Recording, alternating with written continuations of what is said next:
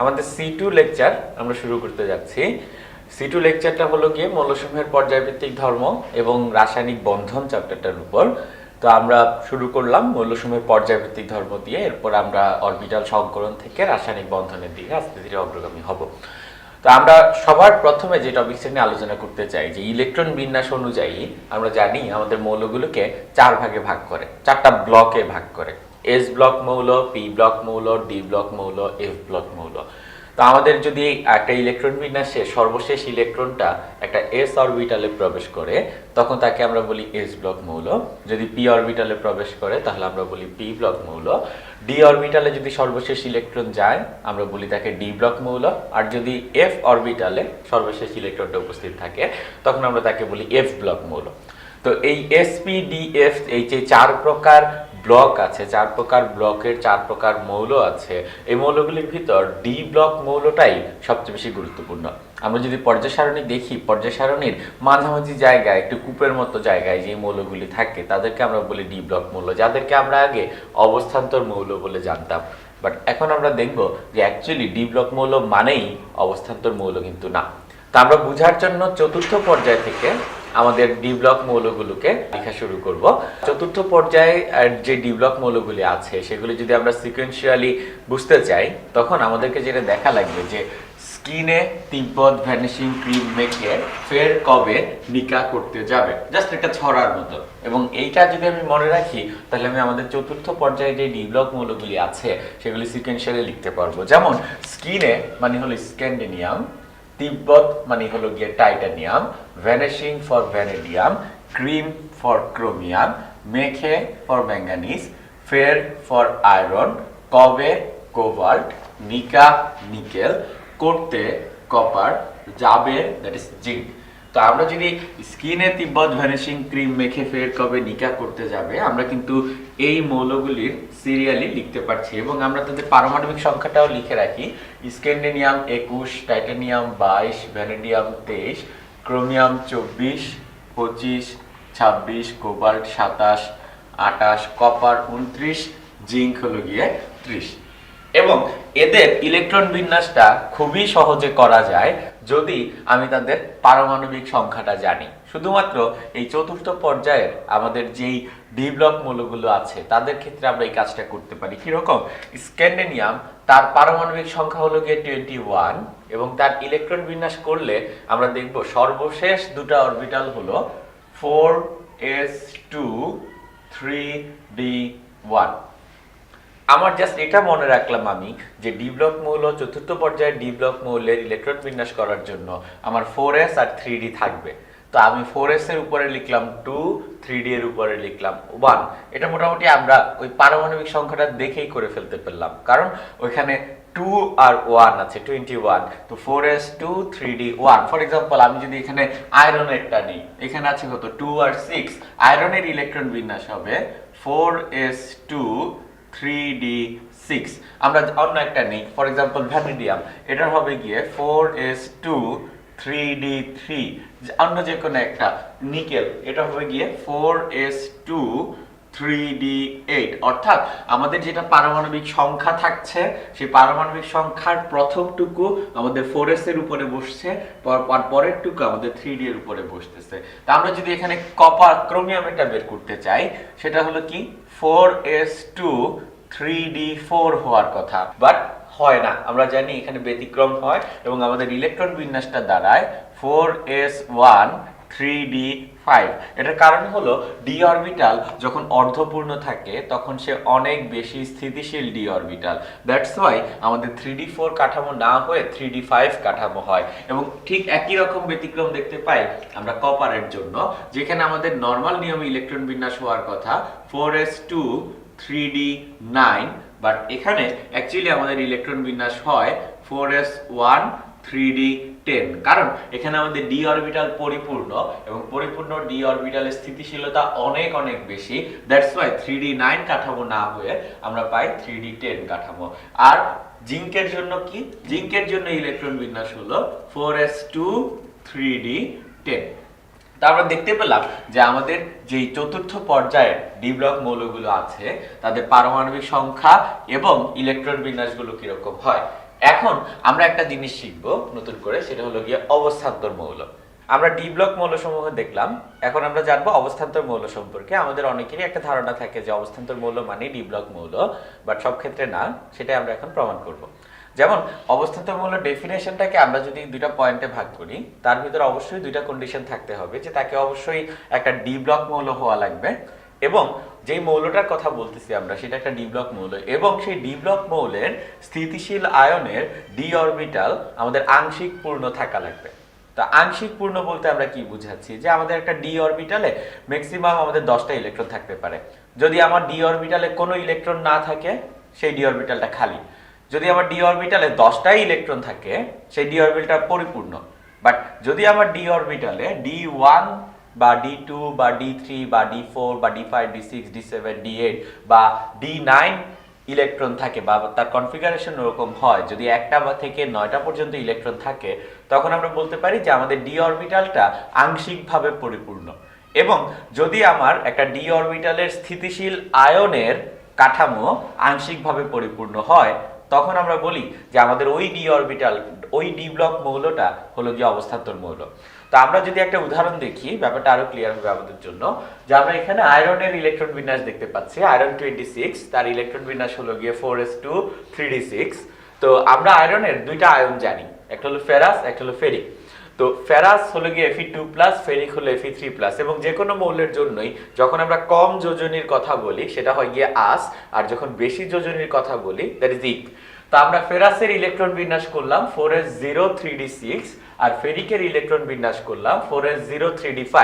তা আমাদের প্রশ্ন করতে পারে যে ফেরাস এবং ফেরিক এই দুটোর ভিতর কোনটা আমাদের বেশি স্থিতিশীল, এবং সেটা কিন্তু আমরা ইলেকট্রন বিন্যাস দেখেই বলতে পারি। যেমন আমাদের ফেরাসের ইলেকট্রন বিন্যাস হলো 3d6, আর ফেরিকের ইলেকট্রন বিন্যাস হলো 3d5। তো 3d6 স্ট্রাকচারটা কিরকম, যে আমাদের ডি অরবিটালে যেই 5টা ঘর আছে, সেই 5টা ঘরে আমাদের ইলেকট্রন আছে গিয়ে 6টা। আর 3d5 স্ট্রাকচারটা হলো গিয়ে আমাদের ডি অরবিটালে ঘর আছে 5টা, এবং সেই 5টা ঘরে আমাদের ইলেকট্রন আছে 5টা। যেহেতু আমাদের এই Fe3+ যে স্ট্রাকচার, সেইটার ভিতর 5টা ইলেকট্রনের স্পিন একই দিকে, ওই কাঠামো আমাদের এই কাঠামোর চেয়ে বেশি স্থিতিশীল, যেখানে একটা ইলেকট্রনের স্পিন বিপরীত দিকে। আমি যদি অল্প একটু হিট দেই, আমার এই বিপরীত দিকে স্পিনযুক্ত ইলেকট্রনটা খুব সহজেই কিন্তু আমার জাম্প করে 3d থেকে অন্য কোনো অরবিটালে চলে যেতে পারবে। দ্যাটস ওয়াই আমাদের ফেরাস এবং ফেরিকের ভিতর ফেরিক বেশি স্থিতিশীল, কারণ সেটা অর্ধপূর্ণ এবং তার ইলেকট্রনের স্পিন সব একই দিকে। তো এখন আমরা ফেরাস এবং ফেরিকের ভিতর বুঝলাম যে আয়রনের স্থিতিশীল আয়ন হলো গিয়ে ফেরিক, এবং সেই আয়রনের স্থিতিশীল আয়ন, যেই আয়রন কিনা একটা ডি ব্লক মৌল, তার স্থিতিশীল আয়নের ডি অরবিটাল আংশিকভাবে পূর্ণ। ডি অরবিটাল আংশিকভাবে পূর্ণ আমরা আগেই বলে আসলাম যে ডি অরবিটালে আমাদের একদম খালিও নাই বা একদম ফিল আপ করাও নাই, কিছু খালি জায়গা আছে, ছোট ছোট কিছু ইলেকট্রন আমরা এখনো দিতে পারবো, আংশিকভাবে পূর্ণ ডি অরবিটালটা। সুতরাং আমরা বলবো আমাদের আয়রন এটা হলো গিয়ে একটা ডি ব্লক মৌল, যেটা কিনা আমি ইলেকট্রন বিন্যাস দেখে বলতে পারতেছি, এবং এটা একটা অবস্থান্তর মৌল, কারণ তার ডি অরবিটাল, তার আয়নের স্থিতিশীল আয়নের ডি অরবিটাল আংশিকভাবে পূর্ণ। আমরা যদি এখন আরেকটা উদাহরণ দেখি, স্ক্যান্ডিনিয়াম, যার ইলেকট্রন বিন্যাস হলো 4s2 3d1, এবং তার স্থিতিশীল আয়ন হলো স্ক্যান্ডিনিয়াম 3+। তো আমরা ইলেকট্রন বিন্যাসটা করলে দেখতে পাই 4s0 3d0, অর্থাৎ আমাদের ডি অরবিটালে ইলেকট্রন সংখ্যা কিন্তু 0। ডি অরবিটাল ইলেকট্রন সংখ্যা 0 মানে ডি অরবিটাল খালি, সে আংশিকভাবে পূর্ণ না। সুতরাং স্ক্যান্ডিনিয়াম সে একটা ডি ব্লক মৌল, কিন্তু সে অবস্থান্তর মৌল না। আর যদি আমরা জিঙ্কের কথা বলি 4s2 3d10, এই জিঙ্কের স্থিতিশীল আয়ন হলো জিঙ্ক 2+, এবং সেই আয়ন আমরা দেখব যে 4s0 3d10 কাঠামো আমরা পাচ্ছি, ডি অরবিটাল এখানে একদম পরিপূর্ণ। দ্যাটস ওয়াই আমরা বলবো যে জিঙ্ক সেটাও একটা ডি ব্লক মৌল, কিন্তু সে অবস্থান্তর মৌল না। একটু জাস্ট সংক্ষেপে বলে দেওয়া যে অবস্থান্তর মৌল বলতে অ্যাকচুয়ালি কি বোঝাচ্ছে, বা স্ক্যান্ডিনিয়াম বা জিঙ্ক তাদেরকে কেন আমরা অবস্থান্তর মৌল বলতে পারতেছি না, এটা যদি আমরা ছোট্ট করে একটু দেখি, যে আমাদের Fe3+ যে আয়নটা ছিল, সেখানে ইলেকট্রন বিন্যাসের কাঠামো ছিল 3d5, অর্থাৎ আমাদের ডি অরবিটাল ইলেকট্রন ছিল 5টা। এখন নরমালি এই যে 5টা ইলেকট্রন একই দিকে স্পিন করে থাকবে, এটা কিন্তু আমাদের কুন্ডের নিয়ম। কুন্ডের নিয়ম অনুযায়ী আমরা বলি যে আমাদের 5টা ইলেকট্রন একই দিকে স্পিন করে থাকবে। বাট যারা অবস্থান্তর মৌল, তাদের ক্ষেত্রে দেখা যায় এই যে ইলেকট্রনগুলি ট্রানজিশনাল মৌল বলি আমরা, ইলেকট্রনগুলি অবস্থান চেঞ্জ করতে পারে। কিন্তু যদি আমরা দেখি স্ক্যান্ডিনিয়াম, তার কাঠামো এরকম, তার ডি অরবিটাল, স্থিতিশীল ডি অরবিটালের কাঠামো হলো গিয়ে 3d0, তার ডি অরবিটালে কোনো ইলেকট্রনই থাকে না, সেই ইলেকট্রন কিভাবে অবস্থান চেঞ্জ করবে?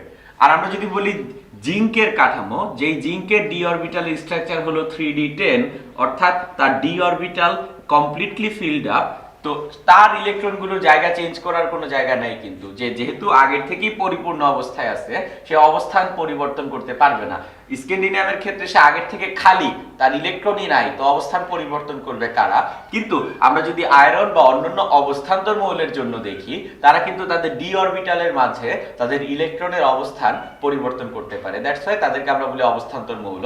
বাট স্ক্যান্ডিনিয়াম, জিঙ্ক চতুর্থ পর্যায়ের জন্য এই দুটো মৌল তাদের অবস্থান পরিবর্তন করতে পারে না, তাই তাদেরকে আমরা বলি যে তারা ডি ব্লক মৌল, কিন্তু তারা অবস্থান্তর মৌল না। অবস্থান্তর মৌল সম্পর্কে আমরা জানলাম। তো অবস্থান্তর মৌলের কিছু ধর্ম আছে, যে অবস্থান্তর মৌল পরিবর্তনশীল যোজ্যতা প্রদর্শন করে, অবস্থান্তর মৌল জটিল যৌগ গঠন করে, অবস্থান্তর মৌল কালারফুল যৌগ তৈরি করে। তো আমরা এখন অবস্থান্তর মৌল কিভাবে জটিল যৌগ তৈরি করে, বা জটিল যৌগ বলতে অ্যাকচুয়ালি আমরা কি বুঝি, কম্পাউন্ড কমপ্লেক্স, সেই কম্পাউন্ড কমপ্লেক্স সম্পর্কে আমরা এখন জানবো। তো আমরা বোর্ডে দুইটা উদাহরণ দেখতে পাচ্ছি, যে এটা হলো গিয়ে টেট্রাঅ্যামিন কপার সালফেট, এটা হলো গিয়ে পটাশিয়াম হেক্সাসায়ানোফেরেট। তো এই যে উদাহরণগুলি, এগুলি দেখেই আমি বুঝতে পারবো এগুলি হলো গিয়ে আমাদের জটিল যৌগ। কিভাবে?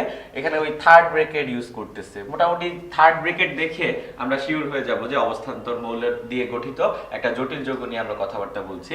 এবং এই জটিল যৌগের স্ট্রাকচারটা কিরকম, বা জটিল যৌগ যখন গঠিত হয় তখন কোথায় কে থাকে, সেটা নিয়ে আমরা একটু আলোচনা করি। যে আমরা থার্ড ব্র্যাকেটের ভিতর সবসময় শুধুমাত্র একটা ধাতু খুঁজে পাবো। আমরা যখন খুঁজবো, সংকেতটা খুঁজবো, থার্ড ব্র্যাকেটের ভিতর আমরা একটা ধাতু দেখবো।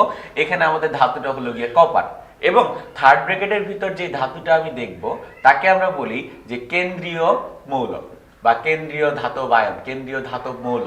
এটা হলো গিয়ে আমাদের কপার এই উদাহরণের জন্য। তো কপার একদম সেন্টারে থাকবে, এবং থার্ড ব্র্যাকেটের ভিতর ওই ধাতুর সাথে, কেন্দ্রীয় ধাতব মৌলের সাথে আমাদের যেই আয়ন বা যেই মূলক বা যেই পরমাণু থাকবে তাদেরকে আমরা বলি গিয়ে লিগ্যান্ড।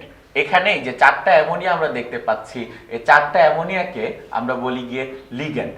তো লিগ্যান্ড কথাটার মিনিং কি? লিগ্যান্ড কথাটার মিনিং হলো ইলেকট্রন দাতা। তারা ইলেকট্রন দান করে। কাকে ইলেকট্রন দান করে? যে আমাদের যে কেন্দ্রীয় মৌলটা আছে তাকে ইলেকট্রন দান করে। কিভাবে ইলেকট্রন দান করে? লিগ্যান্ড আমাদের কেন্দ্রীয় মৌলের সাথে সন্নিবেশ সমযোজী বন্ধন তৈরি করে, এবং সেই সন্নিবেশ সমযোজী বন্ধনের তৈরির সময় সে মুক্তজোড় ইলেকট্রন দান করে গিয়ে কেন্দ্রীয় ধাতব মৌলকে। অর্থাৎ আমাদের যেহেতু চারটা লিগ্যান্ড আছে, আমি জাস্ট বাই ডিফল্ট দেখাচ্ছি যে চারটা অ্যামোনিয়া, তো আমি চারটা কর্নারে আঁকলাম চারটা অ্যামোনিয়া। আমরা জানি অ্যামোনিয়ার মুক্তজোড় ইলেকট্রন থাকে, এবং প্রতিটা অ্যামোনিয়া তার মুক্তজোড় ইলেকট্রন দিয়ে কেন্দ্রীয় ধাতব মৌল কপারের সাথে এরকম সন্নিবেশ বন্ধন তৈরি করে। এরপর আমরা থার্ড ব্র্যাকেটটা দিলাম। থার্ড ব্র্যাকেটের বাইরে কে আছে? আমরা যদি দেখি, থার্ড ব্র্যাকেটের বাইরে আছে গিয়ে সালফেট, SO4 2-। সালফেট যেহেতু -2, তাই আমরা বলতে পারি আমাদের এই থার্ড ব্র্যাকেটটা একটা আয়ন হবে, এবং তার চার্জ হবে +2। অর্থাৎ থার্ড ব্র্যাকেট বিশিষ্ট আয়ন, তাকে আমরা বলি জটিল আয়ন, এবং সেই জটিল আয়নটা এই ক্ষেত্রে হলো গিয়ে ক্যাটায়ন, কারণ এটা হচ্ছে কাটা কাটা আয়ন, ক্যাটায়ন, পজিটিভ চার্জ যুক্ত আয়ন। দ্যাটস ওয়াই আমরা একে বললাম ক্যাটায়ন। তো আমাদের এই উদাহরণটা আমরা দেখতে পেলাম এটা ক্যাটায়ন বিশিষ্ট জটিল আয়নের গঠন, যেই গঠনে কপার কেন্দ্রীয় ধাতব মৌল, যেটা কিনা সেন্টারে আছে, তার সাথে সন্নিবেশ বন্ধন দিয়ে যুক্ত আছে আমাদের লিগ্যান্ড, চারটা লিগ্যান্ড যুক্ত। এবং চারটা লিগ্যান্ড যেহেতু যুক্ত, আমরা বলি কপারের সন্নিবেশ সংখ্যা বা কোঅর্ডিনেশন নাম্বার হলো গিয়ে 4। তার সাথে চারটা সন্নিবেশ বন্ধন আমি দেখতে পাচ্ছি, সুতরাং তার কোঅর্ডিনেশন নাম্বার বা সন্নিবেশ সংখ্যা 4। এবং ব্র্যাকেটের বাইরে তার আয়নটাকে যৌগে কমপ্লিট করার জন্য আমরা একটা সালফেট মূলক দিয়ে দিলাম, অর্থাৎ আমাদের একটা ক্যাটায়নের সাথে একটা অ্যানায়ন যুক্ত হয়ে আমরা একটা কমপ্লিট যৌগ পাচ্ছি। আমরা যদি এই পাশে উদাহরণটা খেয়াল করি, ঠিক আগের বারের মতো আমরা চিন্তা করব। আমরা থার্ড ব্র্যাকেট দেখে বুঝবো যে এটা হলো গিয়ে আমাদের একটা জটিল যৌগ। থার্ড ব্র্যাকেটের ভিতর আমরা একটা ধাতু খুঁজবো। আমরা দেখলাম এখানে থার্ড ব্র্যাকেটের ভিতর আছে গিয়ে আমাদের আয়রন, সুতরাং আয়রন হলো গিয়ে আমাদের কেন্দ্রীয় মৌল। আয়রনের সাথে আমরা দেখতে পাচ্ছি সায়ানাইড 6টা, এবং কেন্দ্রীয় ধাতব মৌলের সাথে থার্ড ব্র্যাকেটের ভিতর যেই থাকুক, যতজনই থাকুক, তাদেরকে আমরা বলি গিয়ে লিগ্যান্ড। তো আমাদের এখানে লিগ্যান্ড হলো গিয়ে সায়ানাইড মূলক। তো সায়ানাইড মূলক 6টা, তা আমি জাস্ট 6টা সায়ানাইড মূলক আঁকি। প্রতিটা সায়ানাইড মূলক আমরা জানি প্রতিটা সায়ানাইড মূলক তার মুক্তজোড় ইলেকট্রনের মাধ্যমে আমাদের কেন্দ্রীয় ধাতব মৌলের সাথে সন্নিবেশ বন্ধন তৈরি করবে। অর্থাৎ প্রতিটা সায়ানাইড মূলক আমাদের আয়রনের সাথে এরকম তীর চিহ্ন বা সন্নিবেশ সমযোজী বন্ধন দিয়ে যুক্ত থাকবে এবং তখন আমরা পাবো যে আমাদের জটিল আয়নটা। এবং জটিল আয়নের বাইরে কে আছে? এখানে জটিল আয়নের বাইরে আছে 3টা পটাশিয়াম। 3টা পটাশিয়াম মানে হলো গিয়ে potassium plus, potassium plus, potassium plus, মানে ব্র্যাকেটের বাইরে আমরা দেখতে পাচ্ছি 3টা পজিটিভ চার্জ। দ্যাটস ওয়াই আমরা বলতে পারবো যে আমাদের জটিল আয়নটা হলো গিয়ে 3টা নেগেটিভ চার্জ বিশিষ্ট জটিল আয়ন। অর্থাৎ আমরা এখানে যে উদাহরণটা দেখতে পাচ্ছি সেটা হলো গিয়ে আমাদের একটা অ্যানায়ন বিশিষ্ট জটিল আয়নের উদাহরণ, আর ওইটা ছিল একটা ক্যাটায়ন বিশিষ্ট জটিল আয়নের উদাহরণ। তো এই ক্ষেত্রে আমাদের আয়রন হলো কেন্দ্রীয় ধাতব মৌল, সায়ানাইড হলো গিয়ে লিগ্যান্ড, 6টা লিগ্যান্ড আছে, তাই আমরা বলি এই ক্ষেত্রে আয়রনের সন্নিবেশ সংখ্যা বা কোঅর্ডিনেশন নাম্বার হলো গিয়ে 6। এবং দুই ক্ষেত্রেই নামকরণের জন্য আমাদের একটু আলাদা আলাদা নিয়ম আছে। আমরা এখন নামকরণের নিয়মটা খেয়াল করব। তা আমরা জটিল যৌগের নামকরণ দেখব এখন। তা আমরা প্রথমেই জটিল যৌগকে দুইটা ভাগে ভাগ করে নিলাম, যে ক্যাটায়ন বিশিষ্ট জটিল আয়ন এবং অ্যানায়ন বিশিষ্ট জটিল আয়ন। তো আমরা দুটার জন্য আলাদা আলাদা ভাবে নামকরণ করি। তো প্রথমে আমরা জাস্ট ক্যাটায়নের জন্য আমরা যেই প্রসেসে যেই জিনিসটা সিকোয়েন্স অনুযায়ী নামকরণ করি সেটা লিখে রাখলাম, যে আমরা প্রথমে লিখবো সংখ্যা সহ লিগ্যান্ডের নাম প্লাস হলো গিয়ে ধাতু, ব্র্যাকেটে আমরা লিখবো জারণ সংখ্যা, আর লাস্টে গিয়ে লিখবো তার সাথে যুক্ত অ্যানায়ন। আমার এখানে অ্যানায়ন কয়টা আছে বা অ্যানায়নের চার্জ এগুলি লেখার কোনো দরকার নেই, আমরা শুধুমাত্র যুক্ত অ্যানায়নের নামটা লিখবো। যেমন আমরা এখানে একটা উদাহরণ দিলাম যে আমাদের কপার ব্র্যাকেটে ammonia third bracket close sulphate. তা আমরা এটার নামকরণ করতে চাই। প্রথম কথা, আমি কিভাবে বুঝবো যেটা আমার একটা ক্যাটায়ন বিশিষ্ট জটিল আয়ন? আমরা দেখলাম যে ব্র্যাকেটের বাইরে থার্ড ব্র্যাকেটের বাইরে আছে কি আমাদের সালফেট। সালফেট হলো গিয়ে 2-, তার মানে আমরা বলতে পারি যে আমাদের সালফেট যেহেতু 2-, আমাদের জটিল আয়নটা হলো গিয়ে +2, অর্থাৎ জটিল আয়নটা একটা ক্যাটায়ন। তো এই ক্যাটায়নের ভিতর আমাদের লিগ্যান্ড হলো গিয়ে অ্যামোনিয়া এবং লিগ্যান্ড অ্যামোনিয়া আছে গিয়ে 4টা, আর কেন্দ্রীয় ধাতু হলো গিয়ে কপার। তা আমার এই কপারের জারণ সংখ্যাটা লাগবে। তা আমরা এই জারণ সংখ্যাটা এইভাবে বের করতে পারি যে আমাদের টোটাল যে যৌগটার চার্জ সংখ্যা হলো গিয়ে 0। তো সালফেটের চার্জ হলো গিয়ে -2, অ্যামোনিয়ার চার্জ 0, তার মানে অবশ্যই আমাদের কপারের চার্জ হবে +2, কারণ আমাদের টোটাল যৌগটার চার্জ 0। দ্যাটস ওয়াই আমরা যদি যোগ করি +2 0 -2 তাহলে কিন্তু আমরা 0ই পাচ্ছি। এই জন্য আমাদের কপারের চার্জ এখানে হলো গিয়ে 2 বা কপারের জারণ সংখ্যা হলো গিয়ে 2। তো আমরা নামকরণ শুরু করি আমাদের ওই নিয়ম অনুযায়ী। প্রথমে আমাদের লেখা লাগবে সংখ্যা সহ লিগ্যান্ড। এখানে লিগ্যান্ড আছে গিয়ে অ্যামোনিয়া কয়টা? 4টা। তাই আমরা শুরু করলাম, এটার নাম হলো টেট্রা অ্যামিন। অ্যামোনিয়াকে আমরা লিখবো অ্যামিন, টেট্রা অ্যামিন। এরপরে হলো গিয়ে ধাতু লিখবো আমরা, ধাতু হলো গিয়ে কপার, টেট্রা অ্যামিন কপার। কপারের পর ব্র্যাকেটে আমরা লিখবো কপারের জারণ সংখ্যা, কপারের জারণ সংখ্যা এখানে 2, টেট্রা অ্যামিন কপার 2, এবং ব্র্যাকেটের বাইরে কে? ব্র্যাকেটের বাইরে হলো গিয়ে সালফেট। তো এটা হলো গিয়ে আমাদের একটা ক্যাটায়নের নামকরণের নিয়ম, সংখ্যা সহ লিগ্যান্ড প্লাস ধাতু ব্র্যাকেটের জারণ সংখ্যা প্লাস যুক্ত অ্যানায়ন। আমরা যদি একটা অ্যানায়নের জন্য নামকরণ দেখি, কিভাবে বুঝবো অ্যানায়ন? যেমন এই উদাহরণটা খেয়াল করি। এই উদাহরণে ব্র্যাকেটের বাইরে আছে গিয়ে আমাদের পটাশিয়াম, সুতরাং 3টা পটাশিয়ামের চার্জ হলো +3। সুতরাং অবশ্যই আমার এই জটিল আয়ন যেটা, সেই জটিল আয়নের চার্জ হবে গিয়ে -3, এবং জটিল আয়নের চার্জ যেহেতু মাইনাস, তার মানে এটা হলো গিয়ে একটা অ্যানায়ন। এখন এই অ্যানায়নটার নামকরণের জন্য আমরা যে নিয়মটা ফলো করি প্রায় একই রকম, জাস্ট একটু শাফল করা। আমরা প্রথমে লিখি যুক্ত ক্যাটায়ন প্লাস সংখ্যা সহ লিগ্যান্ড প্লাস ধাতু, এবং সেই ধাতুর সাথে আমরা একটা অ্যাড যোগ করি এবং লাস্টে গিয়ে লিখি জারণ সংখ্যা। মানে আমাদের ধাতুটা যদি ফেররাম হয়, ফেররামের সাথে আমরা অ্যাড যোগ করে এখানে বলি গিয়ে ফেররেট। আমাদের ধাতুটা যদি জিঙ্ক হয়, তার সাথে অ্যাড যোগ করে আমরা বলি জিঙ্কেট। আমাদের ধাতুটা যদি নিকেল হয়, নিকেলের সাথে অ্যাড যোগ করে আমরা বলি নিকেলেট। আমাদের ধাতুটা যদি কপার হয়, কপারের সাথে অ্যাড যোগ করে আমরা বলি কিউপ্রেট। ঠিক একইভাবে আমরা যদি এখন এই নামকরণটা করতে চাই, আমার আগে কেন্দ্রীয় মৌলের জারণ সংখ্যা বের করে নেওয়া লাগবে, কেন্দ্রীয় ধাতুর জারণ সংখ্যা বের করে নেওয়া লাগবে। আমাদের 3টা পটাশিয়ামের চার্জ হলো +3, 6টা সায়ানাইডের চার্জ হলো গিয়ে -6, এবং যেহেতু আমার টোটাল যৌগটার কোনো চার্জ নাই, তাই আমার অবশ্যই কেন্দ্রীয় মৌল আয়রন তার চার্জ হলো গিয়ে +3, অর্থাৎ এই জারণ সংখ্যা যেটা আয়রনের জারণ সংখ্যা সেটা হলো গিয়ে 3। তো আমরা যদি এখন নামকরণ করা শুরু করি, প্রথমে আমাদের যুক্ত ক্যাটায়ন যুক্ত আছে পটাশিয়াম। আমার যে 3টা পটাশিয়াম যুক্ত আছে এটা বলা লাগবে না, এটা নামকরণ থেকে অটোমেটিক বোঝা যাবে। তো আমরা লিখে শুরু করি যে পটাশিয়াম, প্রথমে যুক্ত ক্যাটায়ন পটাশিয়াম, এরপর হলো কি আমাদের সংখ্যা সহ লিগ্যান্ড, এখানে লিগ্যান্ড হলো সায়ানো এবং 6টা সায়ানো আছে, তাই আমরা নাম বললাম পটাশিয়াম হেক্সা সায়ানো। আর লাস্টে গিয়ে হলো ধাতু হলো ফেরামের সাথে অ্যাড যোগ করলে আমরা লিখতে পারবো ফেরেট এবং ব্র্যাকেটে হলো গিয়ে 3, পটাশিয়াম হেক্সাসায়ানোফেরেট 3 হলো গিয়ে আমাদের এই উদাহরণটার নাম। তো আমরা বেসিক ডিফারেন্সটা বোঝার ট্রাই করি ক্যাটায়ন এবং অ্যানায়নের জন্য। প্রথমেই একটা নামকরণ যদি আমাকে দেওয়া থাকে, আমাকে খুঁজে বের করা লাগবে এটা কি ক্যাটায়ন বিশিষ্ট জটিল আয়ন নাকি অ্যানায়ন বিশিষ্ট জটিল আয়ন। যদি ক্যাটায়ন বিশিষ্ট জটিল আয়ন হয়, আমার নামকরণের নিয়মটা হবে সংখ্যা সহ লিগ্যান্ড প্লাস ধাতু ব্র্যাকেটের জারণ সংখ্যা প্লাস আমাদের ব্র্যাকেটের বাইরে যে অ্যানায়নটা যুক্ত সেটা। আর যদি আমার অ্যানায়ন বিশিষ্ট নামকরণ হয়, তাহলে আমার লেখা লাগবে যুক্ত ক্যাটায়ন প্লাস সংখ্যা সহ লিগ্যান্ড প্লাস ধাতু এবং সেই ধাতুর সাথে অ্যাড যোগ করা লাগবে এবং তারপর আমি ব্র্যাকেটে লিখব জারণ সংখ্যাটা। আমরা যদি আরেকটা উদাহরণ খেয়াল করি, ফর এক্সাম্পল আমরা লিখলাম K4FeCN6।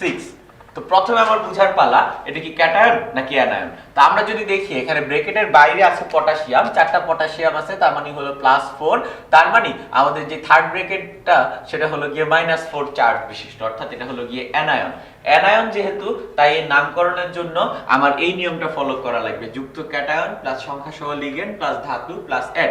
তো আমরা জারণ সংখ্যাটা বের করে ফেলি। সায়ানাইডের চার্জ হলো -6, পটাশিয়ামের চার্জ +4, সুতরাং এখানে আয়রনের চার্জ হলো গিয়ে +2। তো এটার নাম হবে পটাশিয়াম হেক্সাসায়ানোফেরেট 2।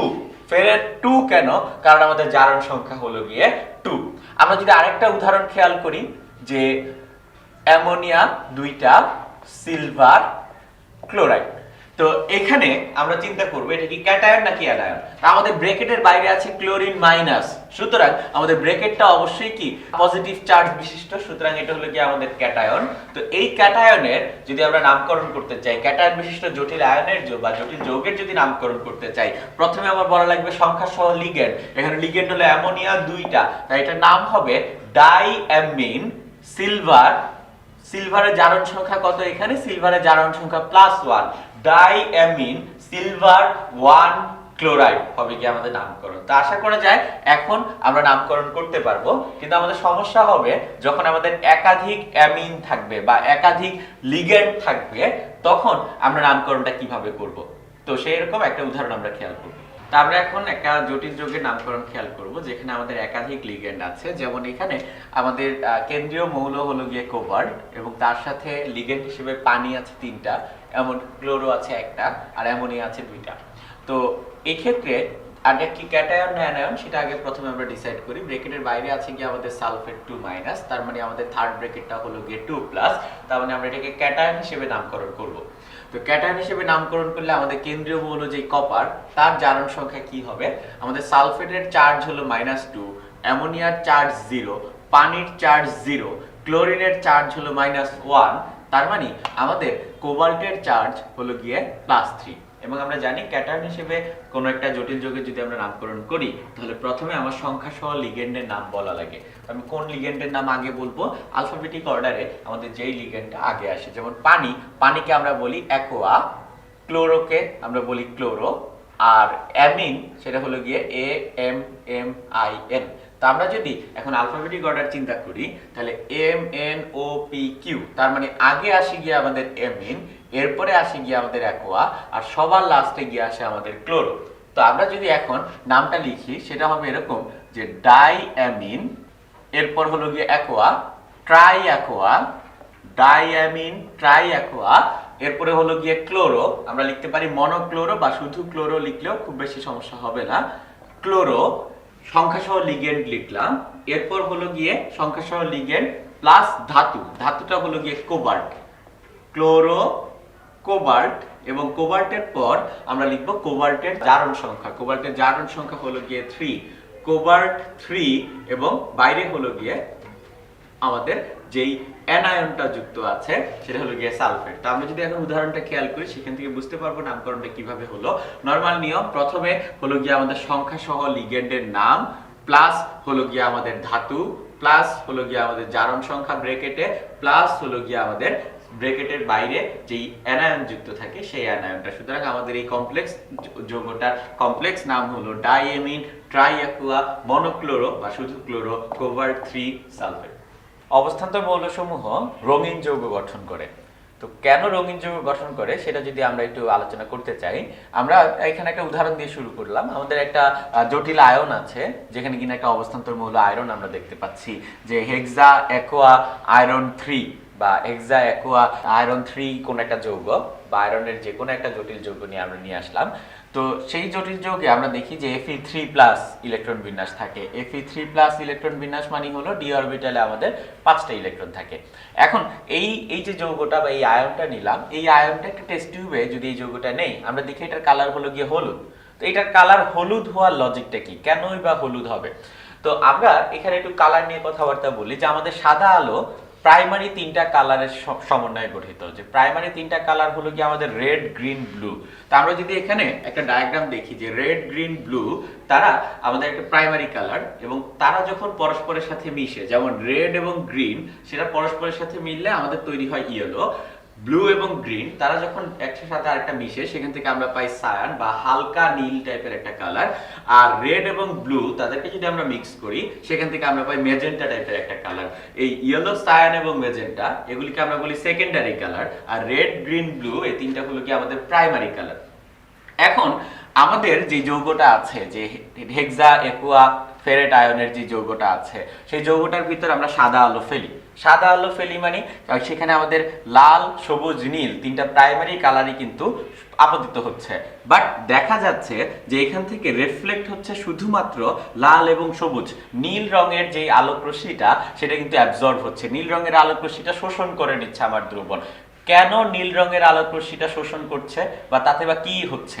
যখন এখান থেকে লাল আর সবুজ রঙের আলো বের হচ্ছে, সেই লাল আর সবুজ মিলে আমার কালারটা তৈরি করতেছে ইয়েলো, এবং সেই হলুদ রংটাই কিন্তু আমি দেখতে পাচ্ছি দ্রবণের কালার হিসেবে। এখন আমাদের বোঝা লাগবে যে কেন এখানে নীল রংটা শোষণ হচ্ছে। এটা ডিপেন্ড করে আমার ইলেকট্রন বিন্যাসের উপর বা আমার কেন্দ্রীয় মৌলের উপর। ফর এক্সাম্পল, এখানে আমাদের কেন্দ্রীয় মৌল Fe3+, তার ইলেকট্রন বিন্যাসে 5টা ইলেকট্রন আছে ডি অরবিটালের। যখন কোন একটা অবস্থান্তর মৌলের সাথে লিগ্যান্ড যুক্ত হয় তখন আমাদের ডি অরবিটালটা 2টা স্তরে ভাগ হয়ে যায়, 3টা এবং 2টা অরবিটালের 2টা স্তরে ভাগ হয়ে যায়। প্রথমত ডি অরবিটালের 5টা অরবিটালেরই শক্তি সমান থাকে। এই অবস্থাটাকে আমরা বলি নন ডিজেনারেট অবস্থা, অর্থাৎ সমশক্তির অবস্থা। কিন্তু যখন আমাদের লিগ্যান্ড যুক্ত হয় বা এনার্জি দেই আমরা, মুক্তজোড় ইলেকট্রন আসে, লিগ্যান্ড থেকে মুক্তজোড় ইলেকট্রন যখন আমাদের ধাতব আয়নে ঢুকে তখন আমাদের 2টা স্তরে সেটা ভাগ হয়ে যায়। একটা স্তরে থাকে 3টা অরবিটাল, আরেকটা স্তরে থাকে 2টা অরবিটাল, এবং এই 2টা স্তরের মাঝখানে এই ডিজেনারেট অবস্থায় আমার এই 2টা লেয়ারের মাঝে একটা শক্তির পার্থক্য থাকে। সেই শক্তির পার্থক্যটাকে ফর এক্সাম্পল খুবই কম থাকে, আমরা বললাম সেটা হলো ডেল্টা ই। আমরা একটা ফর্মুলা জানি, delta E is equals to hc by lambda.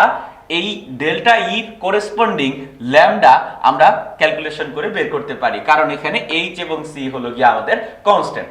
তো দেখা যাবে এখান থেকে যে এই যৌগের জন্য যে ল্যামডার মানটা আসবে সেই ল্যামডার মানটা আমাদের নীল আলোর তরঙ্গ দৈর্ঘ্যের সাথে ম্যাচ করবে। যেই ডেল্টা ই থাকবে আমাদের সেই পরিমাণ আলোক রশ্মি শোষিত হবে, সেই তরঙ্গ দৈর্ঘ্যের আলোক রশ্মি আমাদের শোষিত হবে এবং বাকিগুলো আমাদের প্রতিফলিত হবে। এবং সেখান থেকে যখন আমাদের হলুদ কালার দেখবো আমরা, তার কারণ হলো লাল এবং সবুজ তারা প্রতিফলিত হয়ে বের হয়ে আসবে, সেই লাল আর সবুজ মিলে আমরা পাবো গিয়ে হলুদ। ফর এক্সাম্পল, আমরা যদি এখন প্রশ্ন করি যে আমি কিভাবে হালকা নীল, সায়ান যে কালারটা আছে, হালকা নীল রং কোন একটা দ্রবণে আমি কখন দেখব, আমার চিন্তা করা লাগবে হালকা নীল কিভাবে হয়। হালকা নীল হয় যদি আমার ব্লু আর গ্রিন মিলে তৈরি করে। ব্লু আর গ্রিন অর্থাৎ একটা দ্রবণে আমার সাদা আলো পড়বে, সেখান থেকে ব্লু আর গ্রিন বের হয়ে আসবে এবং সেটা মিলে আমরা পাবো সায়ান বা হালকা নীল কালারটা। তার মানে কি, ওই দ্রবণে আমার লাল আলো শোষিত হবে, লাল আলো শোষিত হবে এমন ডেল্টা ই থাকবে ওই দ্রবণের দুইটা স্তরের মাঝখানে শক্তির পার্থক্য। ঠিক একইভাবে আমি যদি কোনো জায়গায় ব্লু কালার দেখতে চাই, কোনো একটা দ্রবণ গাঢ় নীল, তো গাঢ় নীল হবে কখন? যখন ওই দ্রবণটার শক্তির পার্থক্য এমন হবে, দুইটা ডি অরবিটালের ডিজেনারেট অবস্থার ডি অরবিটালের শক্তির পার্থক্য এমন হবে যে আমার লাল এবং সবুজ কালার শোষিত হচ্ছে এবং শুধুমাত্র নীল কালারটা প্রতিফলিত হচ্ছে, তখন আমি এটাকে নীল দেখব। যদি শুধু লাল কালার প্রতিফলিত হয় আমি তাকে লাল দেখব, যদি শুধু সবুজ কালার প্রতিফলিত হয় আমি সবুজ দেখব। কিন্তু যদি একাধিক কালার প্রতিফলিত হয় তখন ওই একাধিক কালারের কম্বিনেশনে আমি যে সেকেন্ডারি কালারটা পাই সেই সেকেন্ডারি কালারটা আমি দ্রবণের কালার হিসেবে দেখতে পাবো। আমরা মৌলসমূহের পর্যায়বৃত্ত ধর্ম সম্পর্কে আলোচনা করব। পর্যায়বৃত্ত ধর্ম বলতে আমরা সে সকল ধর্মকে বোঝাই যে সকল ধর্ম একটা নির্দিষ্ট পর্যায় বা একটা নির্দিষ্ট অন্তর পর আমরা আবার পরিলক্ষণ করতে পারি, আবার দেখতে পারি, সে সকল ধর্মকে আমরা বলি পর্যায়বৃত্ত ধর্ম। এবং সবচেয়ে মৌলিক যে পর্যায়বৃত্তিক ধর্মটা আমরা কাজ করি সেটা হলো গিয়ে পরমাণুর আকার। তো পরমাণুর আকার নিয়ে আমরা এখন বলবো যে একই গ্রুপে, পর্যায় সারণীর একই গ্রুপে আমি যত উপর থেকে নিচে নামি আমার পরমাণুর আকার কি বাড়ে না কমে, বা একই পর্যায়ে যত আমি বাম থেকে ডানে যাব পরমাণুর আকার কি বাড়বে না কমবে, খুবই সহজে আমরা জিনিসটা বুঝতে পারি। তো আমরা জাস্ট একটু খেয়াল করি যে প্রথমে আমরা একই গ্রুপে, ফর এক্সাম্পল এখানে আমরা গ্রুপ 1 এবং তৃতীয় পর্যায়ের কিছু মৌল দেখাচ্ছি। গ্রুপ 1 এর হাইড্রোজেন, লিথিয়াম, সোডিয়াম, পটাশিয়াম মৌলগুলি আছে। হাইড্রোজেনের শক্তি স্তর সাধারণত আমরা জানি একটা শক্তি স্তরে ইলেকট্রন থাকে, লিথিয়ামের আমাদের দুইটা শক্তি স্তরে ইলেকট্রন থাকে, সোডিয়ামের তিনটা শক্তি স্তরে ইলেকট্রন থাকে, পটাশিয়ামের 4 নম্বর শক্তি স্তরে ইলেকট্রন থাকে। অর্থাৎ আমরা যদি আকার চিন্তা করি আমাদের অবশ্যই যত শক্তি স্তর বাড়বে পরমাণুর আকার কন্টিনিউয়াসলি বাড়ে। শক্তি স্তর বাড়ার সাথে সাথে পরমাণুর আকার বাড়ে। সুতরাং আমরা বলতে পারি একই গ্রুপে যত আমি উপর থেকে নিচে নামি, আমাদের উপর থেকে নিচে নামলে কি হয়? উপর থেকে নিচে নামলে আমাদের শক্তি স্তর ক্রমাগত বৃদ্ধি পায় এবং শক্তি স্তর যদি বাড়ে আমাদের পরমাণুর আকারও ক্রমান্বয়ে বৃদ্ধি পায়। উপরের দিকে তীর চিহ্ন দিয়ে আমরা ইনক্রিজ বা বৃদ্ধি বোঝাচ্ছি। এখন কথা হলো যে একই পর্যায়ে কি হবে, কারণ একই পর্যায়ে যে মৌলগুলি থাকে, for example sodium, magnesium, aluminium, প্রত্যেকেই কিন্তু আমাদের তৃতীয় পর্যায়ের মৌল। প্রত্যেকেরই 3টা করে পর্যায় আছে, 3টা করে পর্যায়ে আমরা ইলেকট্রন দেখতে পাই। তো এই সোডিয়াম, ম্যাগনেসিয়াম, অ্যালুমিনিয়াম যে 3টা মৌল, এই 3টা মৌলের আকার কিসের উপর ডিপেন্ড করে? এই 3টা মৌলের আকার ডিপেন্ড করে, খেয়াল করি আমরা সোডিয়ামের যদি ইলেকট্রন বিন্যাসটা সংক্ষেপে একটু দেখাই, প্রথম শক্তি স্তরে 2টা, দ্বিতীয় শক্তি স্তরে সোডিয়ামের ইলেকট্রন আছে গিয়ে 8টা, তৃতীয় শক্তি স্তরে ইলেকট্রন আছে সোডিয়ামের 1টা। ম্যাগনেসিয়ামের ক্ষেত্রে কি? ম্যাগনেসিয়ামের ক্ষেত্রে প্রথম শক্তি স্তরে 2টা, দ্বিতীয় শক্তি স্তরে আমাদের ইলেকট্রন হলো গিয়ে 8টা, আর তৃতীয় শক্তি স্তরে আমাদের ইলেকট্রন হলো গিয়ে 2টা। তো সোডিয়াম আর ম্যাগনেসিয়াম দুইটার আকার দেখতে প্রায় একই রকম, বাট তারপরেও পার্থক্য থাকে, বাট পার্থক্যটা খুবই কম হয়। এবং এই পার্থক্যটা কিসের কারণে হয়? এই পার্থক্যটা হয় আমাদের এই যে পজিটিভ চার্জ বা নিউক্লিয়াস, সে কিন্তু ইলেকট্রনকে কন্টিনিউয়াসলি নিজের দিকে আকর্ষণ করে এবং এই আকর্ষণ বলের মানটা আমরা কুলম্বের সূত্র F সমানুপাতিক Q1 Q2 এই ফর্মুলা দিয়ে বের করতে পারি, যে আমাদের চার্জের গুণফলের সমানুপাতিক হবে। এখানে Q1 আমরা ধরে নিই প্রোটনের চার্জ, Q2 হলো গিয়ে বিপরীতধর্মী ইলেকট্রনের চার্জ। সুতরাং F হলো গিয়ে আমাদের প্রোটন আর ইলেকট্রনের মাঝে আকর্ষণ বলটা। এই আকর্ষণ বল যত বেশি হবে পরমাণুর আকার তত ছোট হবে, আকর্ষণ বল যত কম হবে পরমাণুর আকার তত বড় হবে।